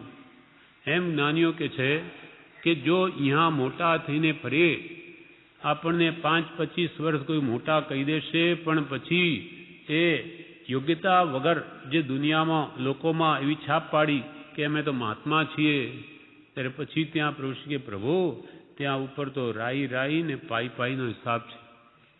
પ્રભુ રઘા સોનીનો કાંટો છે, ત્યાં પોપાબાઈનું રાજ નથી. ત્યાં ગમે તેમી પોલ ચલાવો તો ત્યાં ચાલે નહીં ચાલે. માટે આપણા મનને પૂછીને આપણે આમાં જેવા ગુણો હોય તેવા જ લોકો બતાવવા જોઈએ લોકોને, એથી વિશેષ નહીં તો એ અપરાધી થાય છે. એટલે ભગવાને પોતાની આવી રીતે પ્રવર્તન કરીને ઉપદેશ માર્ગ પ્રવર્તાવ્યો નહીં, અને કે છે તે ઉપદેશ માર્ગ પ્રવર્તાવતા એવા કોઈ પણ જીવે અત્યંતપણે વિચારી પ્રવર્તવા યોગ્ય છે એવી અખંડ શિક્ષા ભગવાન મહાવીર ઉપદેશે છે, પ્રતિબોધે છે. તેમજ જીન જેવાએ જે પ્રતિબંધની નિવૃત્તિ માટે પ્રયત્ન કર્યું તે પ્રતિબંધમાં અજાગ્રત રહેવા યોગ્ય કોઈ જીવ ન હોય એમ જણાવ્યું છે. ભગવાને પોતે દેવતાઈ સુખ અનુભવતા હતા. 64 ઇન્દ્રો, એક ઇન્દ્રને લાખો સેવક હોય દેવો, તેવા 64 ઇન્દ્ર બધા દેવલોકના તે ભગવાનની સેવા કરે. દેવતાઈ રિદ્ધિ દેવલોકથી આવે છતાં એ ભગવાન એને તુચ્છ ગણી, આત્માને પ્રતિબંધરૂપ ગણી બધું મૂકીને ચાલ્યા જાય છે. અહીંયા પણ બધા તીર્થંકરો રાજા હોય છે, રાજકુલમાં જન્મે છે. તેમજ જીન જેવાએ જે પ્રતિબંધની નિવૃત્તિ માટે પ્રયત્ન કર્યો, બધું ગમે તેવું સુખ હતું બધું ત્યાગવા માટે પ્રયત્ન કર્યો પ્રતિબંધને, તે પ્રતિબંધમાં અજાગ્રત રહેવા યોગ્ય કોઈ જીવ ન હોય એમ જણાવ્યું છે. એને આત્માર્થ સાધવો હોય તેને આવા કોઈ પણ પ્રતિબંધમાં પડવું નહીં, અજાગ્રત રહેવું નહીં, હંમેશા જાગૃતિ સેવી. કેમ કે દુઃખના સમયમાં તો વૈરાગ જીવને રહે, પણ સુખમાં પણ એને વૈરાગ્યમાં લીપાવવું નહીં એ અઘરું છે. એટલે પુણ્યના ઉદયમાં વિશેષ સાચવવા જેવું છે. તથા અનંત આત્માર્થનો જે પ્રવર્તનથી પ્રકાશ કર્યો છે, જેવા પ્રકાર પ્રત્યે વિચારવું વિશેષ સ્થિરપણું વર્તે છે, વર્તાવું ઘટે છે. તથા ભગવાન તીર્થંકરોએ પોતે દીક્ષા ગ્રહણ કરી, સંયમ ગ્રહણ કર્યો. તથા અનંત આત્માર્થનો તે પ્રવર્તનથી પ્રકાશ કર્યો છે. સંયમ લઈ અને અનંત આત્માર્થના આત્માના અનંત ગુણો પ્રગટે એવા સંયમનો ભગવાને પોતે આદરીને બતાવ્યું છે, પ્રકાશ કર્યો છે. જેવા પ્રકાર પ્રત્યે એવા સંયમ પ્રત્યે વિચારનું વિશેષ સ્થિરપણું વર્તે છે એમને, અને વર્તાવું ઘટે છે. આપણા જેવાય પુરુષની કે તમે મુનિ છો તો એ સંયમ આત્માના અનંત ગુણો પ્રગટાવે એવો છે. માટે ભગવાન મહાવીરે સર્વ પ્રતિબંધનો ત્યાગ કરી અને અજાગ્રત નહીં રહી એટલે કે જાગ્રત રહી અને અનંત આત્માર્થનો પ્રકાશ કર્યો છે. તેમ તમે પણ આ સંયમને સ્થિરપણે આમાં વર્તી અને બીજાને પણ આત્મગુણો પ્રગટાવવા એવો મદદ કરો. તમે જાતે કરી બતાવો અને બીજાને પણ સહાયરૂપ થાઓ. હવે આગળ કે છે, જે પ્રકારનું પૂર્વ પ્રારબ્ધ ભોગવે નિવૃત્ત થવા યોગ્ય છે તે પ્રકારનું પ્રારબ્ધ ઉદાસીનપણે વેદવું ઘટે.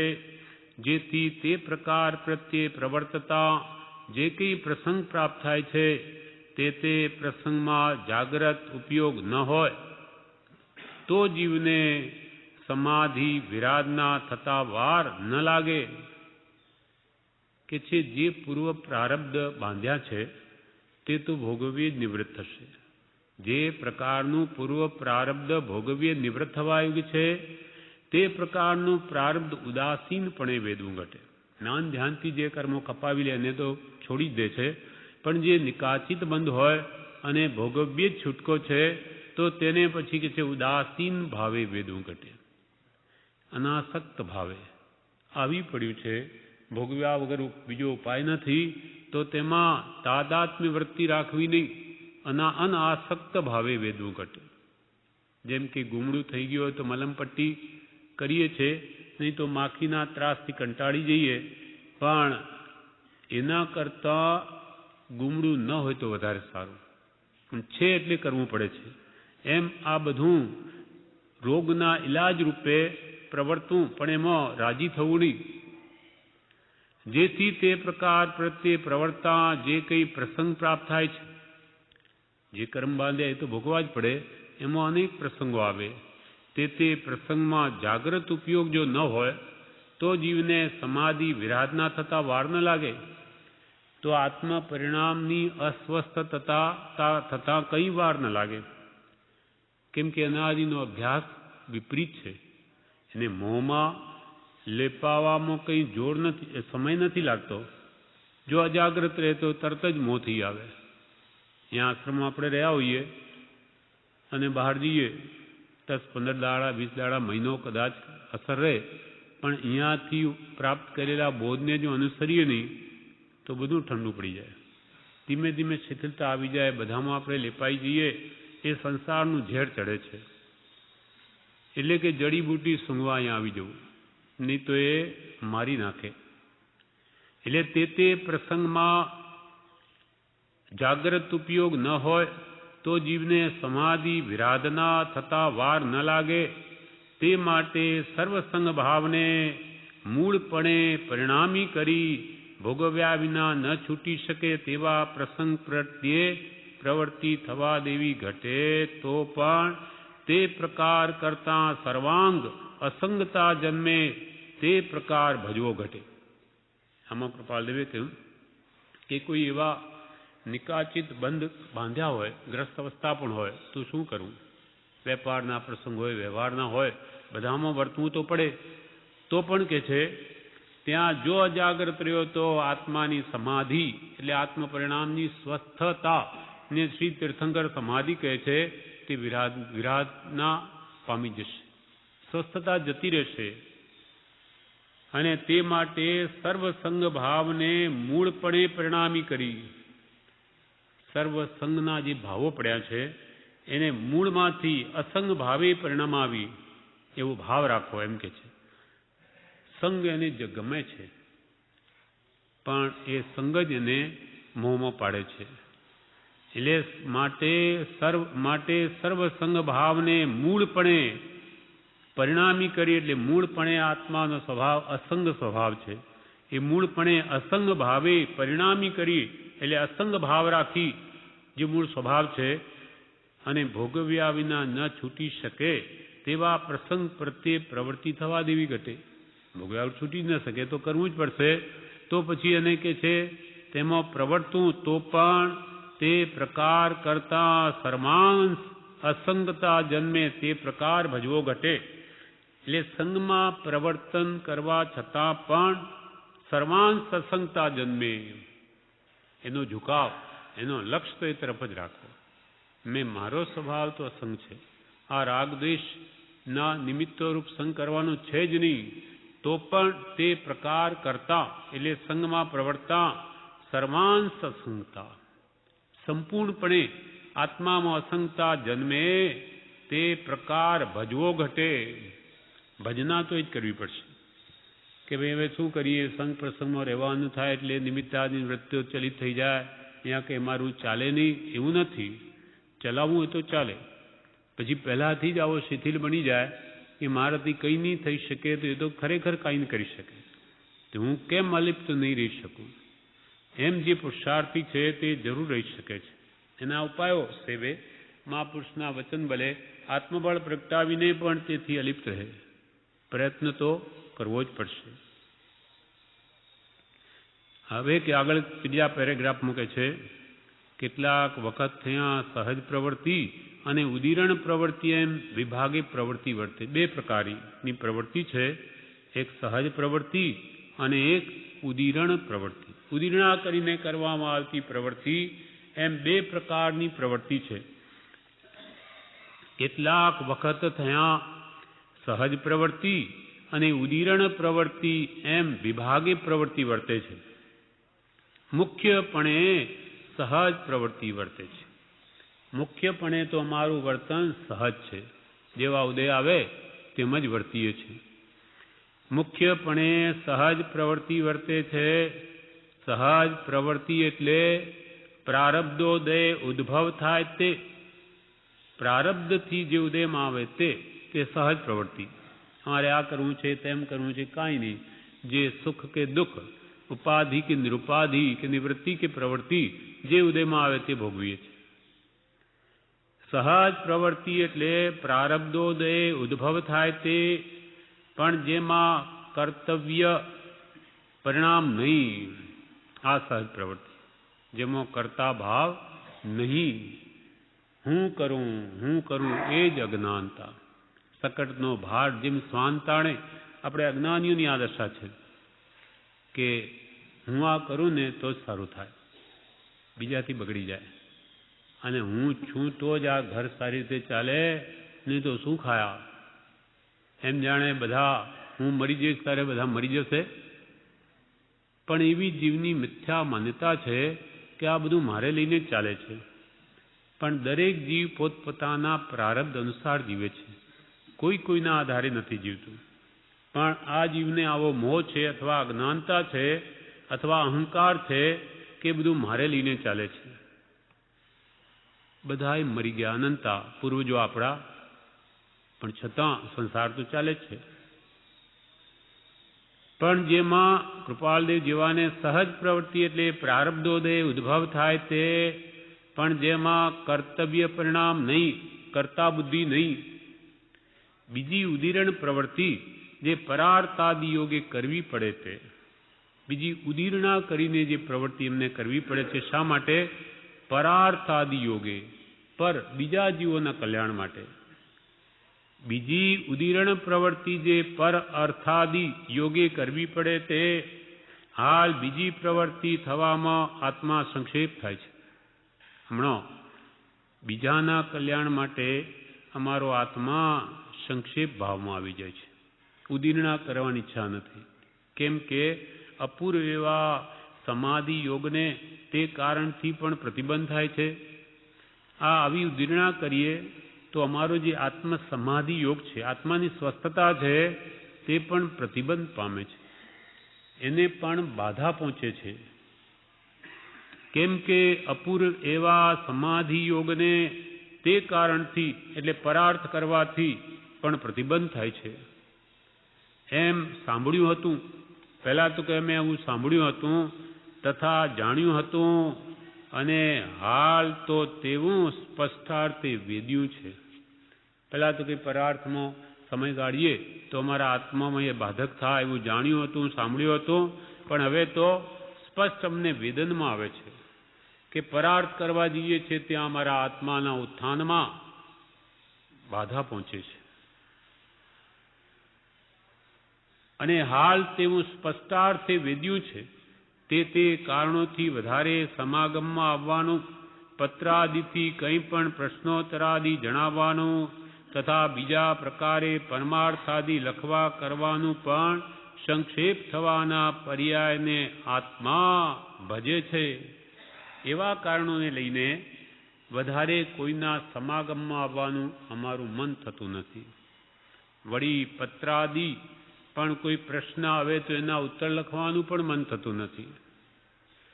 વળી પત્રાદિથી કંઈ પણ પ્રશ્નોત્તરાદિ જણાવવાનું તથા બીજા પ્રકારે પરમાર્થાદિ લખવા કરવાનું પણ સંક્ષેપ થવાના પર્યાયને આત્મા ભજે છે. એટલે આવી કોઈ પણ પરમાર્થ નિમિત્તે પણ પ્રવૃત્તિ કરવામાં આત્મા તૈયાર નથી. એ પણ એને ગમતું નથી. એ સ્વમાં સ્થિત જ રહેવાય છે. એવા પર્યાયને ભજ્યા વિના અપૂર્વ સમાધિને હાનિ સંભવતી હતી. એવા પર્યાયને મેં નહીં ભજીએ, સ્વરૂપને પરાર તરફ લક્ષ આપીએ તો અપૂર્વ સમાધિને હાનિ પહોંચે છે. એમ છતાં પણ થવા યોગ્ય એવી સંક્ષેપ પ્રવૃત્તિ થઈ નથી. છતાં પણ જેવી જોઈએ તેવી પ્રવૃત્તિ સંક્ષેપ કરી શક્યા નથી. એટલે સંપૂર્ણપણે અમારે તો અંતર્મુખ થવું છે. છતાં પણ પરાર્થ આવી રીતે આ હમણાં જેમ કે આ કાગળ લખ્યો આવું કોઈક વાર થઈ જાય છે. સંપૂર્ણપણે અંતર્મુખ થવાતું નથી. એટલે પરાર્થ પણ અમુક થઈ જાય છે. એટલે એમ થવા છતાં પણ યથા યોગ્ય એવી સંક્ષેપ પ્રવૃત્તિ થઈ નથી. સંક્ષેપ કરવો છે પણ હજુ થઈ નથી જોઈએ તેવી. અત્રેથી શ્રાવણ સુદ પાંચમ છઠના નીકળવાનું થવા સંભવ છે, પણ અહીંથી જતી વખતે સમાગમનો યોગ થઈ શકવા યોગ્ય નથી. અમે વવાણે જઈશું ત્યારે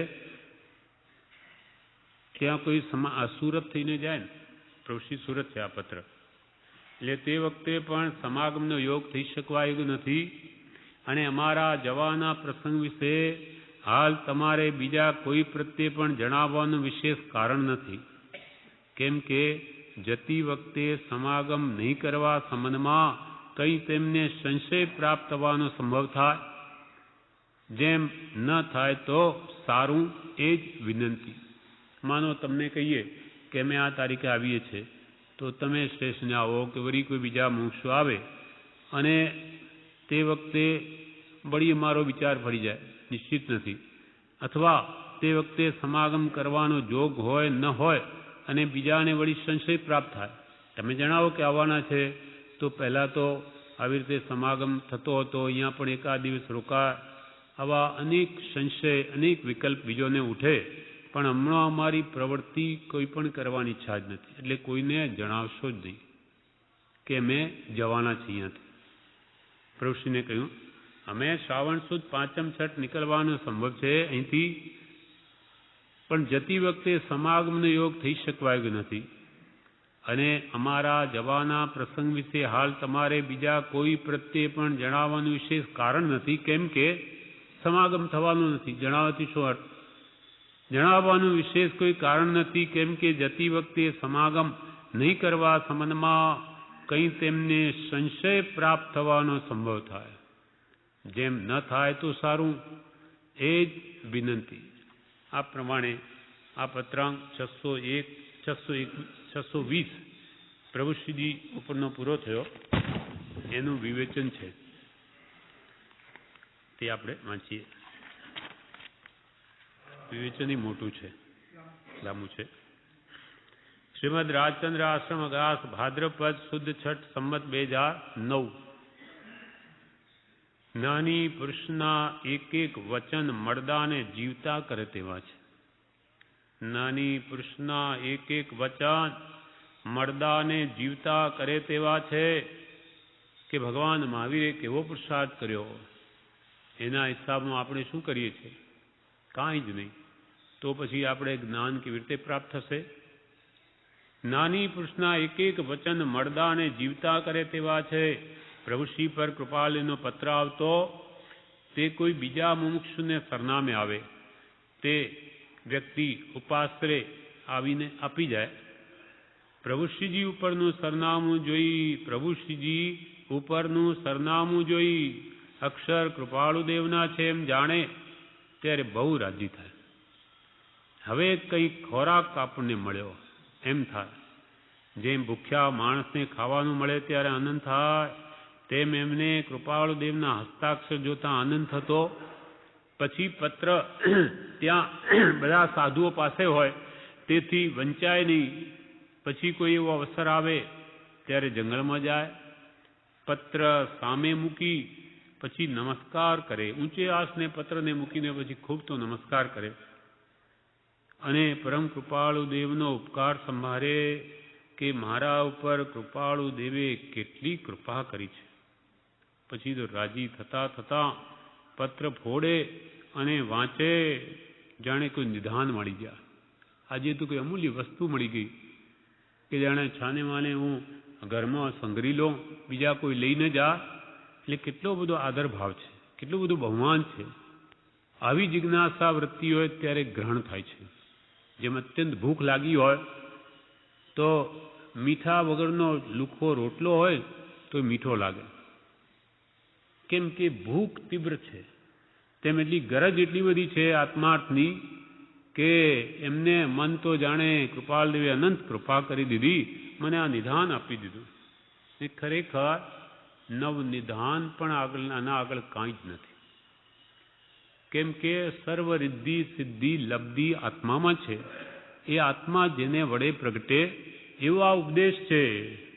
એમાં અનંત રિદ્ધિઓ સમાયેલી છે અને એ પ્રમાણે વર્તવાથી આત્મામાં રહેલી અનંત રિદ્ધિ પ્રગટે. એથી વિશેષ રિદ્ધિ કઈ તેવું પ્રભુશ્રીને એનું મહાત્મ્ય લાગ્યું હતું ત્યારે જ એવી દશા પામ્યા છે. મારા પર કૃપાળુ દેવે કેટલી કૃપા કરી છે. પછી રાજી થતા હતા તે પત્ર ફોડે અને વાંચે, વારંવાર ફરી ફરી વાંચે, મોઢે પણ કરે, વારંવાર એની ભાવના કરે. પ્રભુશ્રીજી કહેતા કે અમને કૃપાળુદેવનો એક પત્ર મળતો ત્યારે બહુ આનંદ થતો. તેની એટલી ખુમારી ચડતી કે 5-6 મહિના સુધી ખુમારી રહે. એક પત્રની ખુમારી 5-6 મહિના સુધી રહે. એટલામાં પાછો કૃપાળુદેવનો ફરી પત્ર આવતો. પ્રભુશ્રીજી પત્ર તો ઘણા લખતા, પણ કૃપાળુદેવને નવરાશ મળે ત્યારે 5-6 મહિને એક પત્ર લખે. પ્રભુશ્રી તો ઘણા લખે, પણ કૃપાળુદેવ તો 5-6 મહિને એક લખે.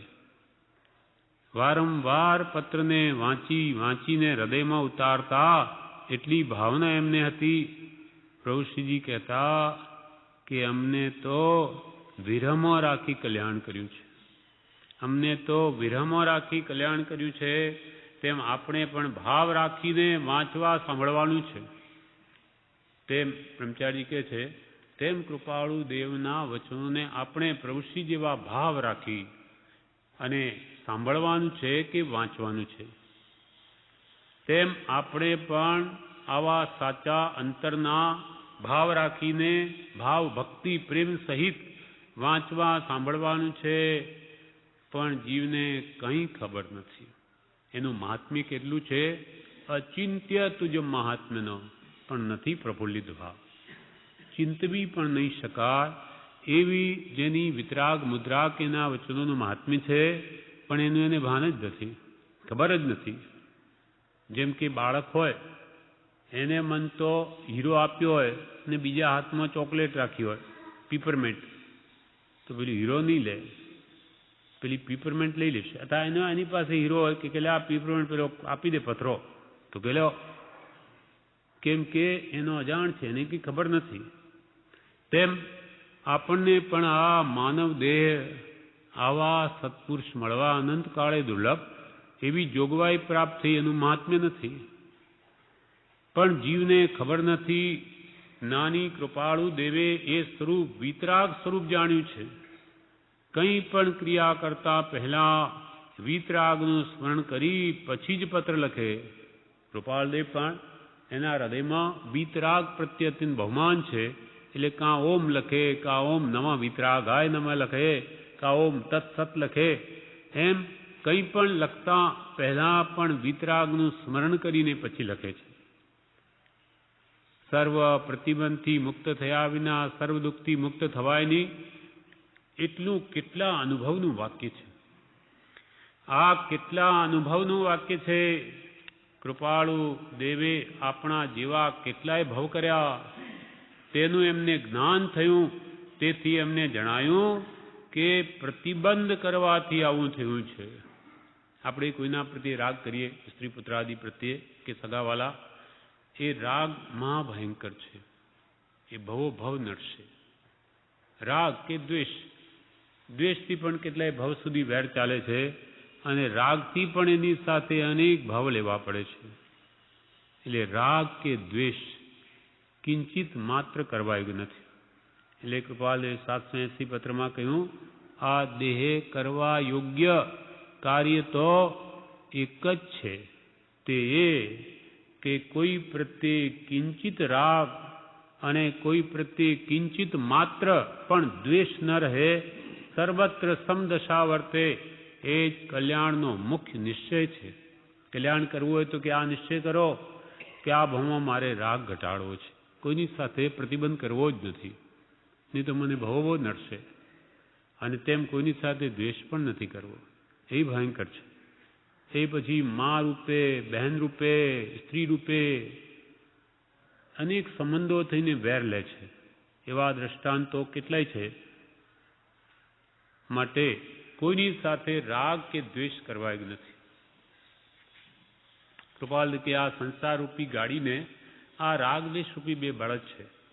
એ બે ન હોય તો ગાડીનું અટકી જાય, ગાડી ચાલે જ નહીં બળદ વગર. તેમ રાગદ્વેષ ન હોય તો સંસાર આગળ વધે જ નહીં, એનો અંત આવી જાય. એટલે ભગવાન મહાવીરે વીતરાગ માર્ગ એમ કહ્યું. ભગવાન મહાવીરનો માર્ગ કેવો છે? વીતરાગ માર્ગ છે. રાગથી રહિત થવાનો. રાગ ગયો એનો દ્વેષ તો ગયો જ છે. પણ દુઃખથી મુક્ત થવું હોય તો આ પ્રતિબંધ મૂકવા પડશે. જીવને શાંતિ જોઈતી હોય તો અસંગ પ્રતિબંધ થવાનું છે. આપણા આત્મામાં શાંતિ જોઈતી હોય તો કે જે હવે અસંગ થવું, કોઈનો સંગ નહીં જોઈએ. અસંગ અપ્રતિબંધ થવાનું છે. અસંગ અપ્રતિબંધ એ શાંતિનો માર્ગ છે. સંગ થાય કે વિકલ્પ ઉઠે, કંઈક વાત થાય એટલે વરી હાલે. એક વાત પતિ ન હોય, એના વિકલ્પો અડધો કલાક ચાલે, વરી બીજો મળે એટલામાં એ કંઈ નવી વાત કરે એટલે એનો વિકલ્પો ચાલે. જેમ તળાવ શાંત હોય, એમાં એક પથરા કાંકરી નાખે તો કેવી લહેરીઓ એમાં દેખાય, અને શાંત પડ્યું હોય જળ, પણ એ લહેર પૂરી ન થાય તેમાં બીજી નાખે તો હંમેશા એ ચળવિચળ જ પરિણામ રહે. અને જેટલા પરિણામ ચળવિચળ તેટલા જ જીવને કર્મનો બંધ થાય છે. આત્માના પ્રદેશોનું કંપન થવાથી જ આ મન વચન કાય અને યોગથી જ કર્મનો આશ્રય થાય છે. અને એમાં જો કશાયનું મેળવણ ભળી ગયું કે પછી સ્થિતિને અનુભાગ ગાઢ પડી જશે, લાંબા પડી જશે. એટલે આવા નિમિત્તોથી જ દૂર રહેવું કે જ્યાં બીજી સંસાર સંબંધી વાત જ નહીં થાય, તો બંધને અવકાશ ઓછો. અસંગ અપ્રતિબંધ એ શાંતિનો માર્ગ છે. દેહમાં ને દેહમાં જીવ મમતા રાખે છે, એ એક મોટો પ્રતિબંધ છે. દેહાભિમાન રૂપ બંધન, દેહમાં મારાપણ, એ મોટામાં મોટો પ્રતિબંધ છે. દેહમાં મમત્વ ભાવ, મારાપણાનો ભાવ, દેહ તે જ હું, એ જ બીજા દેહનું મૂળપણે બીજ છે. બીજા દેહો તણુ બીજ, આ દેહે આત્મભાવના. વિદેહ મુક્તિનું બીજ આત્મામાં આત્મભાવના. દેહમાં આત્મબુદ્ધિ એનંદ સંસારનું બીજ, અને આત્મામાં આત્મબુદ્ધિ એનંદ સંસારને નાશ કરવાનું બીજ છે. એટલે કૃપાલ કે આત્મ ભાવના ભાવતા જીવ લહે કેવળ જ્ઞાન રે, પણ દેહની ભાવના ભાવતા ભાવતા તો ઠેઠ લઈ જાય નરકની ગોદમાં. એને મુક્તિ નહીં આપે, દેવલોક બી નહીં આપે, એને સંસાર જ આપે. દેહ નવા નવા ધારણ કરવા પડે અને દેહરૂપી કેદમાં પુરાય જ કરે, દુઃખી થયા કરે. આખો દિવસ આપણે એની કેટલી બધી સેવા કરવી પડે છે આ દેહની. સવારથી રાતના આખી રાત પણ એને સુવડાવવો પડે, મળદા જેવું થઈ જવું પડે આત્માને. 6 કલાક સુધી ઓછામાં ઓછો પડ્યો રાખવો પડે, એને તો કામ નહીં આપે. એને નવડાવવું, ખવડાવવું, કેટલી પ્રવૃત્તિ, મળમૂત્રદાનની કેટલી વાર, આ ભૂખની, તરસની, રોગની, શોકની, ચિંતાની, આ દેહને લઈને બધી ઉપાધિ છે. એટલે સિદ્ધ પરમાત્મામાં દેહ જ નથી, એટલે પરમ સુખી છે. દુઃખનું મૂળ દેહ છે, જેને આપણે સુખનું મૂળ માનીએ, નાન્યું કે એ સર્વ દુઃખનું મૂળ આ છે. એટલે હવે તું એના પ્રત્યેનો મમત્વ કાઢી નાખે, દે તે હું નહીં, તો તું મુક્તિને પામે. નિજમાં નિજ બુદ્ધિ અને પરમાં પર બુદ્ધિ એ જ મોક્ષનો સાચો ઉપાય છે. માત્ર માન્યતા ફેરવવાની છે. અહીંયા કોઈ ટોપલા ઉપાડવાના નથી કે હું તો ઘરડો થઈ ગયો કે બાળક છું, મારે ત્યાં વજન કેમ ઉપાડાય, કાંઈ જ નથી. માત્ર સમજણ ફેરવવાની છે, મિથ્યા માન્યતાઓને મૂકી દેવાની છે. તું દેહ છું, મૂકી દે, હું નહીં. આ મારા છે, મૂકી દે, તારું કોઈ નથી. એ માન્યતા ફેરવી નાખ. તારો એક આત્મા છે, આત્મામાં આત્મબુદ્ધિ કર તો બધું થઈ રહે, અનંત સુખ પામીશ. એટલું બી જો જીવતી નહીં થાય તો પછી એને અનંત દુઃખ ભોગવવા જ છે, રજડવું જ છે, તો એને કોઈ નહીં તારી શકે. અસંગ પ્રતિબંધ એ શાંતિનો માર્ગ છે. જીવને શાંતિ જોઈતી હોય તો અસંગ અપ્રતિબંધ થવાનું છે. દેહમાં ને દેહમાં જીવ મમતા રાખે છે એ મોટો પ્રતિબંધ છે. દેહ જાય ત્યારે જ મોક્ષે જવાય છે, એ જીવને ખબર નથી. મોક્ષમાં દેહ સહિત જવાતું નથી. દેહ પ્રત્યેનો મારાપણોનો ભાવ નાશ પામીએ, દેહની મમતા સંપૂર્ણ મટીએ જ મુક્તિ થાય છે. દેહ જાય ત્યારે જ મોક્ષે જવાય છે, જીવને ખબર નથી. મૂળ માર્ગમાં કહ્યું છે, એવા મૂળ જ્ઞાનાદિ પામવારે અને જવા અનાદિ બંધ મૂળ માર્ગ સાંભળો જીનનો રે. ઉપદેશ સદગુરુનો પામવો રે, ટાળી સ્વચ્છંદ ને પ્રતિબંધ મૂળ માર્ગ સાંભળો જીનનો રે. એવા મૂળ જ્ઞાન દર્શન ચારિત્રાદિને પામવા માટે ને અનાદિકાળના બંધ પરંપરાને ત્યાગવા માટે સદગુરુનો ઉપદેશ પામવો. એ પણ કેવી રીતે?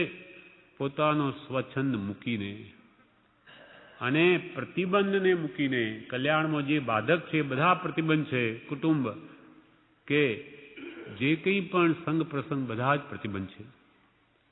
સદગુરુનો ઉપદેશ પામવો છે, મૂળ જ્ઞાન દર્શન ચારિત્ર પામવા અને અનાદિ બંધ જવાયની જરૂર છે. પણ જ્યાં સુધી સ્વચ્છંદ અને પ્રતિબંધ હોય ત્યાં સુધી બોધ ન લાગે. હું અહીં છગનભાઈના ભાઈ ભગવાનભાઈ સાથે આવેલો. બ્રહ્મચારીજી પોતાની વાત કરે છે. ત્યારે પ્રભુશ્રી રાયણતલે બેઠેલા હતા. મૂળ માર્ગનું પદ ચાલતું હતું. પ્રભુશ્રીએ મને પૂછ્યું, સ્વચ્છંદ અને પ્રતિબંધ એટલે શું? બ્રહ્મચારીજી કે મેં કહ્યું, સ્વચ્છંદ એટલે પોતાની ઈચ્છાએ પ્રવર્તવું અને પ્રતિબંધ એટલે જે કલ્યાણ કરવામાં આડા આવે તે. પણ એ વખત મને શબ્દ અર્થ આવડ્યો નહીં.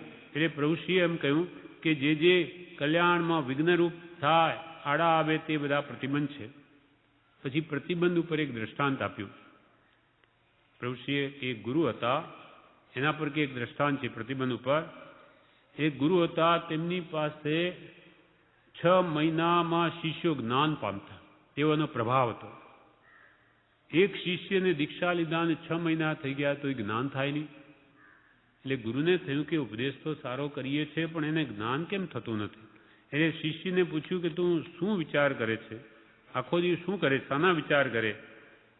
તો કે ગુરુદેવ, હું જ્યારથી ઘર છોડીને દીક્ષા લીધી તે વખતે મારા ઘરે એક નાની પાડી હતી. એ પાડીના વિચારો મને આવ્યા કરે છે કે પાડી હવે કેવી થઈ હશે, સુકાઈ ગઈ હશે કે જાડી થઈ હશે, શું ખાતી હશે, ચારો પાણી કોઈ આપતું હશે કે નહીં, એવા વિચારો મારું મન રહ્યા કરે છે. એવી કલ્પના જીવને દ્રઢ થઈ જાય તે પ્રતિબંધ છે. હવે પાડી ઘરે પોતે દીક્ષા લઈ લીધી પણ મન ત્યાં છે, એટલે પ્રતિબંધ છે. એ પ્રતિબંધને લઈને 6 મહિના ગુરુએ ઉપદેશ આપ્યો છતાં જ્ઞાન થયું નહીં. જેવો પ્રતિબંધ તેવો જીવને ભવ લેવો પડે છે.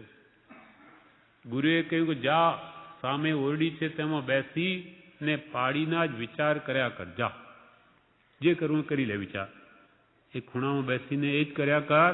પછી શિષ્ય તાણીને બેઠો ને વારંવાર પાડીના વિચાર કર્યા કરે કે પાડી હવે તો બહુ મોટી થઈ હશે, દૂધ આપતી હશે, મોટા શિંગડા તેને ફૂટ્યા હશે, એમ વારંવાર એના વિચાર કર્યા. પછી ગુરુએ બોલાવ્યો કે હવે બહાર આવ. ત્યારે તેણે કહ્યું કે હું કેવી રીતે બહાર આવું? આ મારા શિંગડા ભરાઈ જાય છે બારણામાં. એને પાડીનું ચિંતન કરતા કરતા એને થઈ ગયું હું જ પાડી છું, મારે શિંગડા ફૂટ્યા છે, હવે હું કેવી રીતે બહાર આવું? આ શિંગડા ભરાઈ જાય છે. એને એમ જ થઈ ગયું હું જ પાડી છું, મારે શિંગડા ફૂટ્યા છે. પછી માંડ બહાર આવ્યો. ત્યારે ગુરુએ કહ્યું તે જેમ આ પાડીના વિચારો કર્યા તો પાડીરૂપ થયો ને, તેમાં શરીર પણ પાડી જેવું છે. તેના વિચાર કરવાથી જીવ શરીરરૂપ થઈ ગયો છે.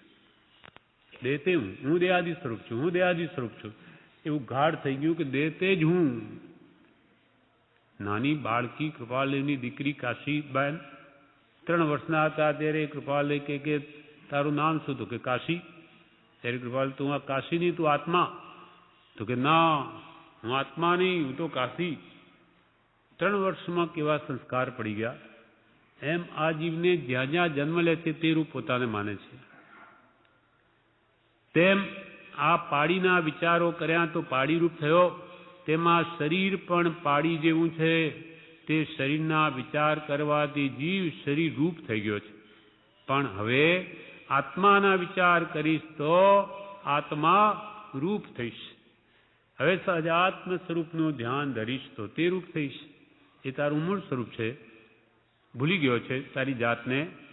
પણ હવે આત્માના વિચાર કરીશ તો આત્મા રૂપ થઈશ. પછી એ તો શિષ્ય સમજ્યો હતો તેથી સમજી ગયો. પણ પ્રતિબંધથી જન્મવું પડે તે પર જડ ભરતનું પણ દ્રષ્ટાંત આપ્યું હતું. એવી રીતે જડ ભરત પણ એકવાર આગલા ભૂમાં રાજા હતા. પછી તાપસી દીક્ષા લીધી. ત્યાં જંગલમાં તાપસ થઈને રહેલા. ત્યાં એક કુવા નદી ઉપર નાહવા ગયા. ત્યાં એક હરણ એ કૂદીને જવા માંગે છે, પણ ગર્ભીણી છે હરણી. એ જેવી કૂદી એવું બચ્ચું બહાર પડી ગયું નદીમાં. એ પેલી બાજુ જઈને પડીને મરી ગઈ. હવે બચ્ચું આ બિચારો મરી જશે એમ એ તાપસ જે પૂર્વભાવમાં પણ ભરત નામ હતું જેનું રાજાનું, એ ઘરે લઈ આવ્યા. વૃદ્ધાવસ્થા આવી, મરણ વખતે પથારી પડ્યા છે. પેલો આ પ્રત્યે એટલો બધો પ્રતિબંધ થઈ ગયો કે એ હરણના બચ્ચાને આંખમાંથી આંસુ પડે કે હવે આ મારા રક્ષકની આવી સ્થિતિ, એ ઉઠી નથી શકતા. એને જોઈને એને થયું કે હો આ બચ્ચાની કોણ સંભાળ લેશે? મરતી વખતે પેલા હરણના બચ્ચામાં જીવ રહ્યો તો મરીને હરણના પેટે અવતરવું પડ્યું, પોતાને હરણ બનવું પડ્યું. ત્યાંથી મરીને પછી ફરી એક બ્રાહ્મણ કુલમાં જન્મે છે. ત્યાં પછી જાતિ સંબંધ થાય છે. અને એથી જાણ્યું કે હો આગલા ભૂમમાં મારે આવી રીતે પ્રતિબંધ કરવાથી મને હરણ થવું પડ્યું. એટલે આ ભૂમમાં મારે કોઈ સાથે બોલવું જ નથી. એટલે જડ ભરત જેવા થઈને રહ્યા, જડ જેવા, કોઈ સાથે વાત જ નહીં કરે. પછી એની ભાભીઓ વગેરે પણ બહુ દુઃખ આપવા માંડ્યો. પછી જતા રહ્યા જંગલમાં અને સંન્યાસ લઈને પોતાના આત્માનું હિત સાધ્યું. પણ પ્રતિબંધ બધા મૂકી દીધા કે પ્રતિબંધમાં ફરી કઈ. વચનામૃત પત્રાંક 621. મુંબઈ આષાઢ વદ અમાવસ 1951. અંબાલાલભાઈ ઉપર આ પત્ર છે. તમને તથા બીજા કોઈ સત્સમાગમની નિષ્ઠાવાળા ભાઈઓને અમારા સમાગમ વિશે જિજ્ઞાસા રહે છે તે પ્રકાર જાણ્યામાં રહે છે.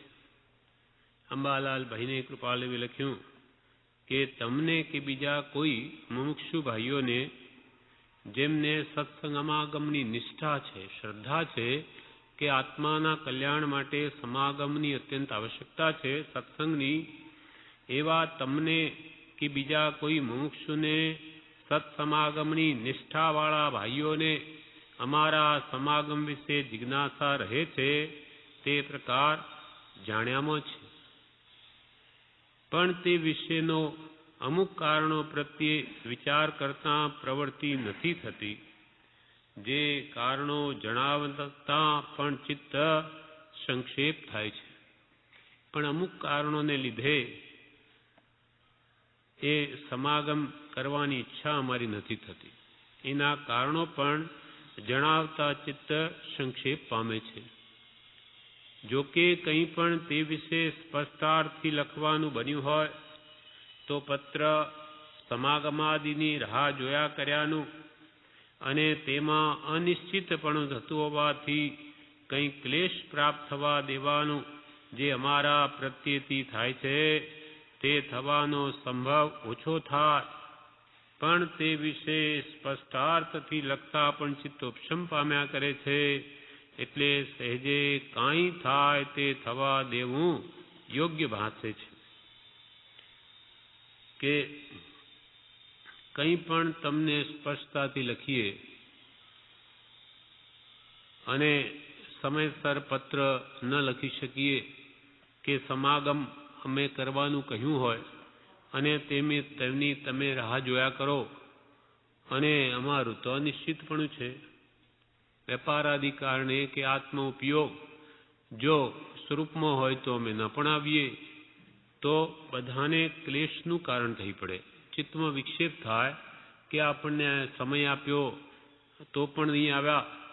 એટલે એ વિશે સ્પષ્ટાર્થથી લખવાનું બન્યું હોય તો પત્ર તથા સમાગમાદિની રાહ જોયા કરાવ્યાનું તમને રાહ જોવડાવી પત્ર તથા સમાગમાદિની રાહ જોયા કરાવ્યાનું અને તેમાં અનિશ્ચિતપણું થતું હોવાથી કંઈ ક્લેશ પ્રાપ્ત થવા દેવાનું જે અમારા પ્રત્યેથી થાય છે તે થવાનો સંભવ ઓછો થાય.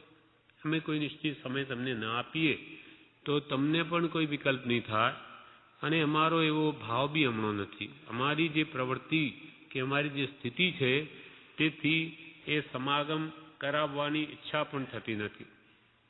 પણ તે વિશે સ્પષ્ટાર્થથી લખતા પણ ચિત્તોપશમ પામ્યા કરે છે. એટલે સહેજે કાંઈ થાય તે થવા દેવું યોગ્ય ભાષે છે. એટલે જે સમય જે કાળે જે થવાનું હોય તે થાય જોયા કરવું એમ જ ભાષ્યા કરે છે. વવાણીએથી વળતી વખત ઘણું કરી સમાગમનો યોગ થશે. ઘણું કરી ચિત્તમાં એમ રહ્યા કરે છે કે હાલ વધારે સમાગમ પણ કરી શકવા યોગ્ય દશા નથી. ઘણું કરીને વવાણિયાથી પાછા વળતા કદાચ સમાગમ થશે તો પણ હાલ તો વધારે સમાગમ કરી શકવા યોગ્ય અમારી દશા નથી. પ્રથમથી આ પ્રકારનો વિચાર રહ્યા કરતો હતો અને જે વિચાર વધારે શ્રેયકારક લાગતો હતો. પહેલાથી જ કે કોઈનો સમાગમ કરવો નહીં એ અમને ઠીક ભાસતું હતું અને એ શ્રેયકારક કલ્યાણકારક લાગતો હતો. પણ ઉદય વશાત કેટલાક ભાઈઓનો સમાગમ થવાનો પ્રસંગ થયો. અમારો એવો ઉદય અને ભાઈઓની જિજ્ઞાસા તેથી અમારો સમાગમ થઈ ગયો. વર્તમાન આત્મદશા જોતા તેટલો પ્રતિબંધ થવા દેવા યોગ્ય અધિકાર મને સંભવતો નથી. વર્તમાનમાં જે અમારી અવિરત દશા છે, ગ્રસ્તાશ્રમ સ્થિતિ છે, વેપાર આદિ કરીએ છીએ અને તમે અમારો સમાગમ કરવા ઈચ્છો એનો અધિકાર મને સંભવતો નથી એમ એમને ભાષે છે. વર્તમાન આત્મદશા જોતા તેટલો પ્રતિબંધ થવા દેવા યોગ્ય અધિકાર મને સંભવતો નથી. અત્રે કંઈક પ્રસંગથી સ્પષ્ટાર્થ જણાવવા યોગી છે. કોઈક એવો પ્રસંગ છે તેથી તમને સ્પષ્ટ જણાવું છું. આ આત્માને વિશે ગુણનું વિશેષ વક્તત્વ જાણી તમ વગેરે કોઈ મુમુક્ષુ ભાઈઓની ભક્તિ વર્તતી હોય વ્યક્તત્વ એટલે પ્રગટપણું. જે ગુણોનું પ્રગટપણું મારામાં છે આ આત્માને વિશે ગુણનું વિશેષ વ્યક્તત્વ જાણી તમ વગેરે કોઈ મુમુક્ષુ ભાઈઓની ભક્તિ અમારા પ્રત્યે વર્તતી હોય તો પણ તે ભક્તિની યોગ્યતા મારે વિશે સંભવે છે એમ સમજવાને યોગ્યતા મારી નથી. તમે મારી બધા ભક્તિ કરો પણ એ મને યોગ્ય છે કે નહીં, એ ભક્તિની યોગ્યતા મારે વિશે સંભવે છે એમ સમજવાની યોગ્યતા મારી નથી. કેમ કે બહુ વિચાર કરતા વર્તમાનમાં તો તેવો સંભવ થાય છે અને તે કારણથી સમાગમથી કેટલોક વખત દૂર રહેવાનું ચિત્ત રહ્યા કરે છે. અમારી આ પ્રવૃત્તિ અને તમે સમાગમની ઈચ્છો અને મારી ભક્તિ કરો એવું કરો, એ કોઈ જાણે તો કેવું થાય કે આ રાજમાર્ગથી વિરુદ્ધ છે એમ ભાસે. અને તે કારણથી સમાગમથી કેટલોક વખત દૂર રહેવાનું ચિત્ત રહ્યા કરે છે. તેમજ પત્રાદિ દ્વારા પ્રતિબંધની પણ નિરીચ્છા રહ્યા કરે છે. પત્રાદિ લખવાની પણ ઈચ્છા થતી નથી. આ વાત પ્રત્યે યથાશક્તિ વિચાર કરવો યોગી છે. પ્રશ્ન સમાધાનાદિ લખવાનો ઉદય પણ અલ્પ વર્તતો હોવાથી પ્રવૃત્તિ થઈ શકતી નથી. પ્રશ્ન તમે લખો એનું સમાધાન ઉત્તરો લખવા, એમાં પણ ચિત્તવૃત્તિ અલ્પ પ્રવર્તે છે. તેમજ વ્યાપાર રૂપ ઉદયને વેદમાં લક્ષ્ય વિશેષ રાખ્યાથી હમણાં તો આ વેપાર રૂપ ઉદય એવો છે, એમાં અમારું લક્ષ્ય વધારે રાખવો પડે છે. પણ તેનો આ કાળમાં ઘણો ભાર ઓછો થઈ શકે એમ વિચારથી પણ બીજા પ્રકાર તેની સાથે આવતા જાણી પણ સંક્ષેપ પ્રવર્તાય. સંક્ષેપે વિશેષે કરીને વેપારમાં પ્રવૃત્તિ છે એટલે એક સાથે જાણે એક કર્મને ભોગવી લઈને ભાર ઓછો કરી દઈએ એમ અમારી જે ભાવના છે, એમ વિચારથી પણ બીજા પ્રકાર એટલે પત્રાદિ લખવા વગેરે તેની સાથે આવતા જાણીને પણ સંક્ષેપે પ્રવર્તાય છે. આ બાજુ કામ ઘણું છે, ઉપયોગ ત્યાં છે અને પરમાર્થ પ્રવૃત્તિ કરવાનો હમણો ભાવ થતો નથી. આગળ જણાવ્યું તે પ્રમાણે વળતી વખતે ઘણું કરી સમાગમ થવાનું લક્ષ્ય રાખીશ. પાછો ભવાણીથી વળતી વખતે અનુકૂળતા હશે તો સમાગમનો લક્ષ્ય રાખીશ. એક વિનંતી અત્રે કરવા યોગ્ય છે કે આ આત્મા વિશે તમને ગુણ વ્યક્તત્વ ભાસતું હોય અને તેથી અંતરમાં ભક્તિ રહેતી હોય તો તે ભક્તિ વિશે યથાયોગ્ય વિચાર કરી જેમ તમને યોગ્ય લાગે તેમ કરવા યોગ્ય છે. પણ બહાર આત્મા સંબંધી હાલ કંઈ પ્રસંગ ચર્ચિત થવા દેવા યોગ્ય નથી. અંતમાં બીજા પેરેગ્રાફમાં છેલ્લે કહી દીધું કે છેલ્લી તમને આ વિનંતી અત્રે કરું છું કે આ આત્મા વિશે, આ આત્મા એટલે મારા વિશે તમને કંઈ ગુણ વ્યક્તત્વ ભાસતું હોય, ગુણનું પ્રગટપણું ભાસતું હોય અને અમારા પ્રત્યે તમને અંતરમાં ભક્તિ રહેતી હોય, ગુણાનુરાગ રહેતો હોય તો તે ભક્તિ વિશે યથાયુગ પહેલાં તો વિચાર કરી કે ખરેખર તે પામ્યાની પૂર્ણ ચોકસી કરવી, એટલે અમારામાં ખરેખર ગુણો છે કે નહીં પહેલાં તો એ જોવું. તે ભક્તિ વિશે યથાયોગ્ય વિચાર કરી જેમ તમને યોગ્ય લાગે તેમ કરવા યોગ્ય છે. ભલે તમને ગુણાનુરાગ અમારા પ્રત્યે રહેતો હોય તો ભલે તેમ કરજો, પણ એક વિનંતી, પણ બહાર આ આત્મા સંબંધી હાલ કંઈ પ્રસંગ ચર્ચિત થવા દેવા યોગ્ય નથી. આ આત્મા સંબંધી એટલે અમારા સંબંધી બીજા કોઈ લોકોમાં વાત કરશોમાં. કારણ કે છે કેમ કે અવિરતિ રૂપ ઉદય હોવાથી, બાહ્ય ત્યાગ નથી, ગ્રસ્તાશ્રમનો ઉદય હોવાથી લોકો અમારી અંતર આત્મદશાને ઓળખી ન શકે. કેમ કે અવિરતિ રૂપ ઉદય હોવાથી એટલે કે બાહ્યમાં વીરતિ એટલે ત્યાગ નહીં હોવાથી, સર્વસંગ પરિત્યાગ નહીં હોવાથી, કેમ કે અવિરતિ રૂપ ઉદય હોવાથી ગુણ વ્યક્તિત્વ હોય તો પણ લોકોને ભાષ્યમાન થવું કઠણ પડે. અમારો બાહ્ય વેશ લોકો જોશે, બહારનું વર્તન જોશે, અંતર આત્મદશાની ઓળખાણ કરનારા તો વિરલા હોય. જો સત્પુરુષની ઓળખાણ સુલભ હોત તો નિર્વાણ પણ સુલભ હોત. હા, તો નિર્વાણ પણ સુલભ હોત. અંતરાત્મદશા છે ને ઉદયાધીન જ્ઞાનીઓની વૃત્તિ હોવાથી એમની ઓળખાણ થવી દુર્લભ છે. કેમ કે અવિરતિ રૂપ ઉદય હોવાથી ગુણ વ્યક્તત્વ હોય, ગુણ ભલે પ્રગટ હોય, પણ તો પણ લોકોને ભાષ્યમાન થવું કઠણ પડે અને તેથી વિરાદ ના થવાનો કંઈ પણ હેતુ થાય. ઉડતું તમે વાત કરશો તો કે એવા વળી જ્ઞાની હોય, જ્ઞાની હોય તો ઘરમાં હોય, જ્ઞાની તો જંગલમાં હોય, ત્યાગી હોય, આ તો આપણા જેવા ગ્રસ્ત છે. એમ કરીને જાણે જ્ઞાની પુરુષની આશાસના કરી બેસે એટલે આપણા નિમિત્તે તે જીવને બંધન થઈ જાય. કેમ કે અને તેથી વિરાધના થવાનો કંઈ પણ તેને હેતુ થાય, આપણે કારણ બનીએ. તેમજ પૂર્વ મહાપુરુષના અનુક્રમનું ખંડન કરવા જેવું પ્રવર્તન આ આત્માથી કંઈ પણ થયું ગણાય. પૂર્વે જે મહાપુરુષો થઈ ગયા એમણે ત્યાગ આચરીને પછી માર્ગ બોધ્યો છે. એટલે રાજમાર્ગ ત્યાગમાર્ગ છે. મહાપુરુષો એવી રીતે સંસાર ત્યાગીને ઉપદેશ આપ્યો અને અમારો આવો ઉદય છે અને અમે એવો ઉપદેશ માર્ગ પ્રવર્તાવીએ તો એ મહાપુરુષોના અનુક્રમનું ખંડન કરવા જેવું પ્રવર્તન આ આત્માથી કંઈ પણ થયું ગણાય. છઠ્ઠે ને 13મે ગુણસ્થાન કે રહેલા આત્મજ્ઞાની મહાત્માઓ જ ઉપદેશ આપી શકે, માર્ગ પ્રવર્તાવી શકે તીર્થંકર ભગવંતનો આશય લઈને.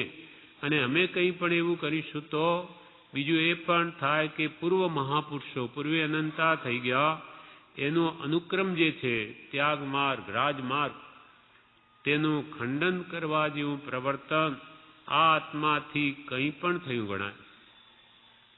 આ પત્ર પર યથાશક્તિ વિચાર કરશો અને તમારા સમાગમવાસી જે કોઈ મુમુક્ષુ ભાઈઓ હોય તેમને હાલ નહીં પ્રસંગે એટલે જે વખતે તેમને ઉપકારક થઈ શકે તેવું સંભવતું હોય ત્યારે આ વાત પ્રત્યે લક્ષિત કરશો એ જ વિનંતી.